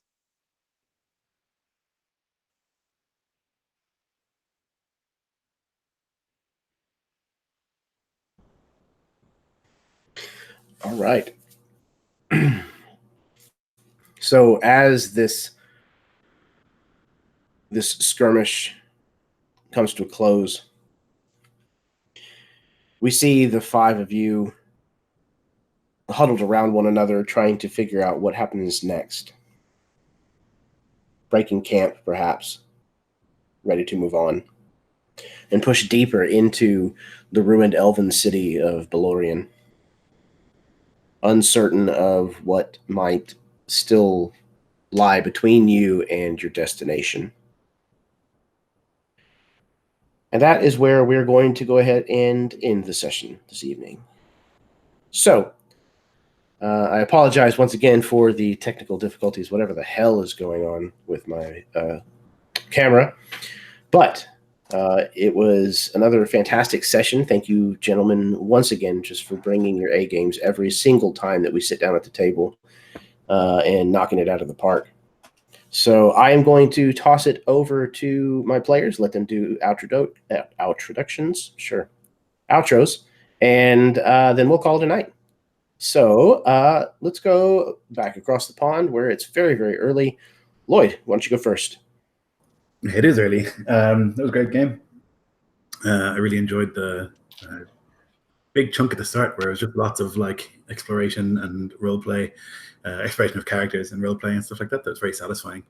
And I really loved Katya's bit at the end, kind of losing it. That was great too. Yep, I'm Lloyd. I run YLDM. If you want to watch me run games, you can do so there. Excellent. Yeah, I absolutely agree. What you said last time after the session, you mentioned that there needed to be a breather, some time to kind of take in a lot of what had happened. And it really made me kind of stop and think for a second. I definitely had wanted to do a funeral for Kalp. And that seemed like a good way to interject a moment of downtime, where the tension's not as ratcheted up. Yeah, it was a great suggestion, and I'm glad that you guys took full advantage of it, and we got to know everybody a little bit better. Excellent. Next up is Jake. Yeah, I just loved all of that RP. I love RP and I love combat just as much because I like RP in the combat. So this whole session was just golden.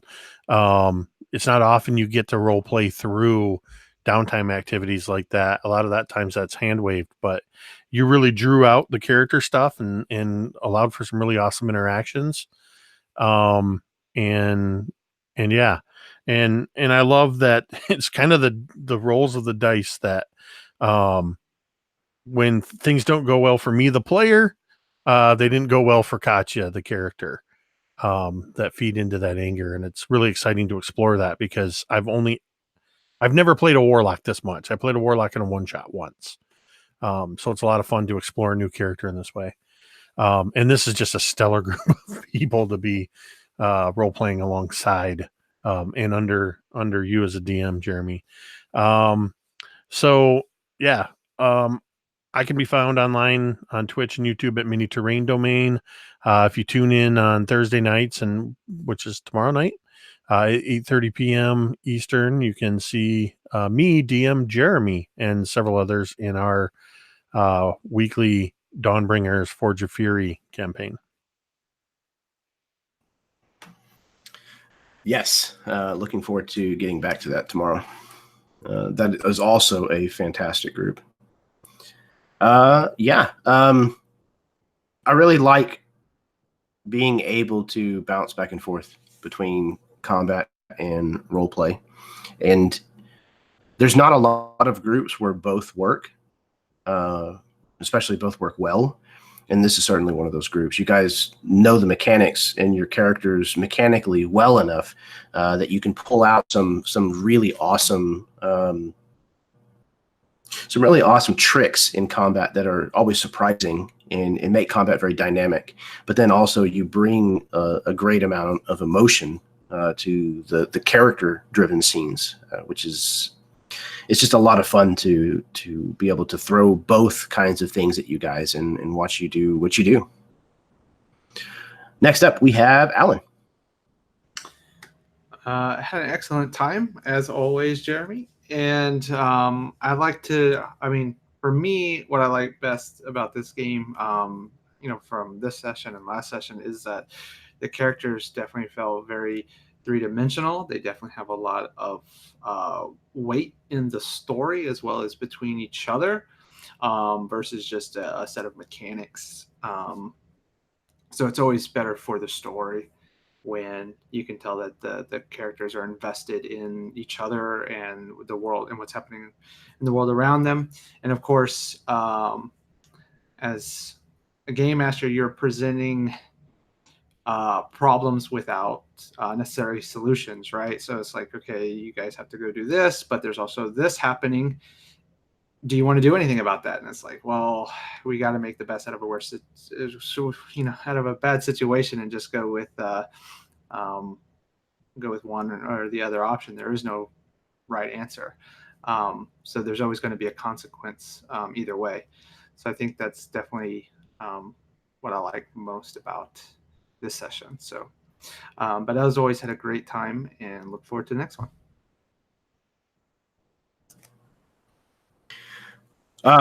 Absolutely. One of the things that was brought up in the beginning of this campaign was moral dilemmas.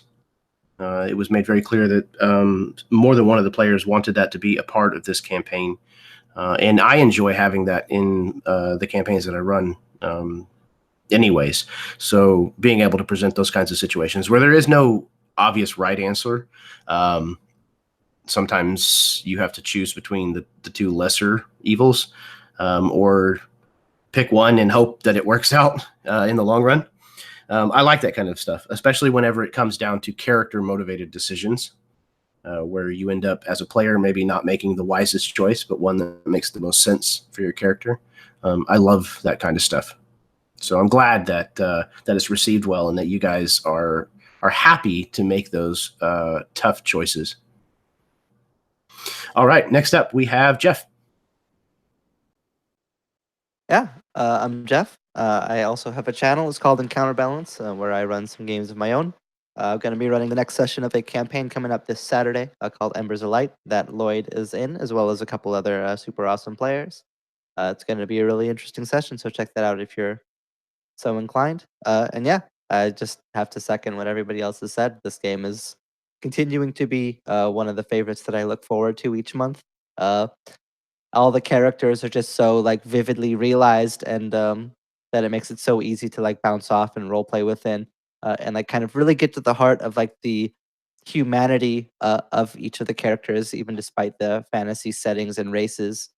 Getting down to the touches of like what makes them people with their flaws and goals is always, for me, one of the most fulfilling things in the game. And when you have a group like this one, it's super easy to kind of start to tap into that and see those storylines start to develop. And as always, I'm super keen to see where it goes. Likewise, it is always more rewarding whenever the consequences and the rewards hinge directly off of things from the characters' backgrounds, where they've been in the past, the things that they may have done, good and bad. And seeing those things kind of come back around is always really fun to try to weave back into the story and make it a central part of the story, not just an add-on. So I enjoy trying to do that. And you guys gave me so much great material in the beginning to work with that it's a joy to find the pieces that are going to fit the best. All right, last but certainly not least, we have Austin.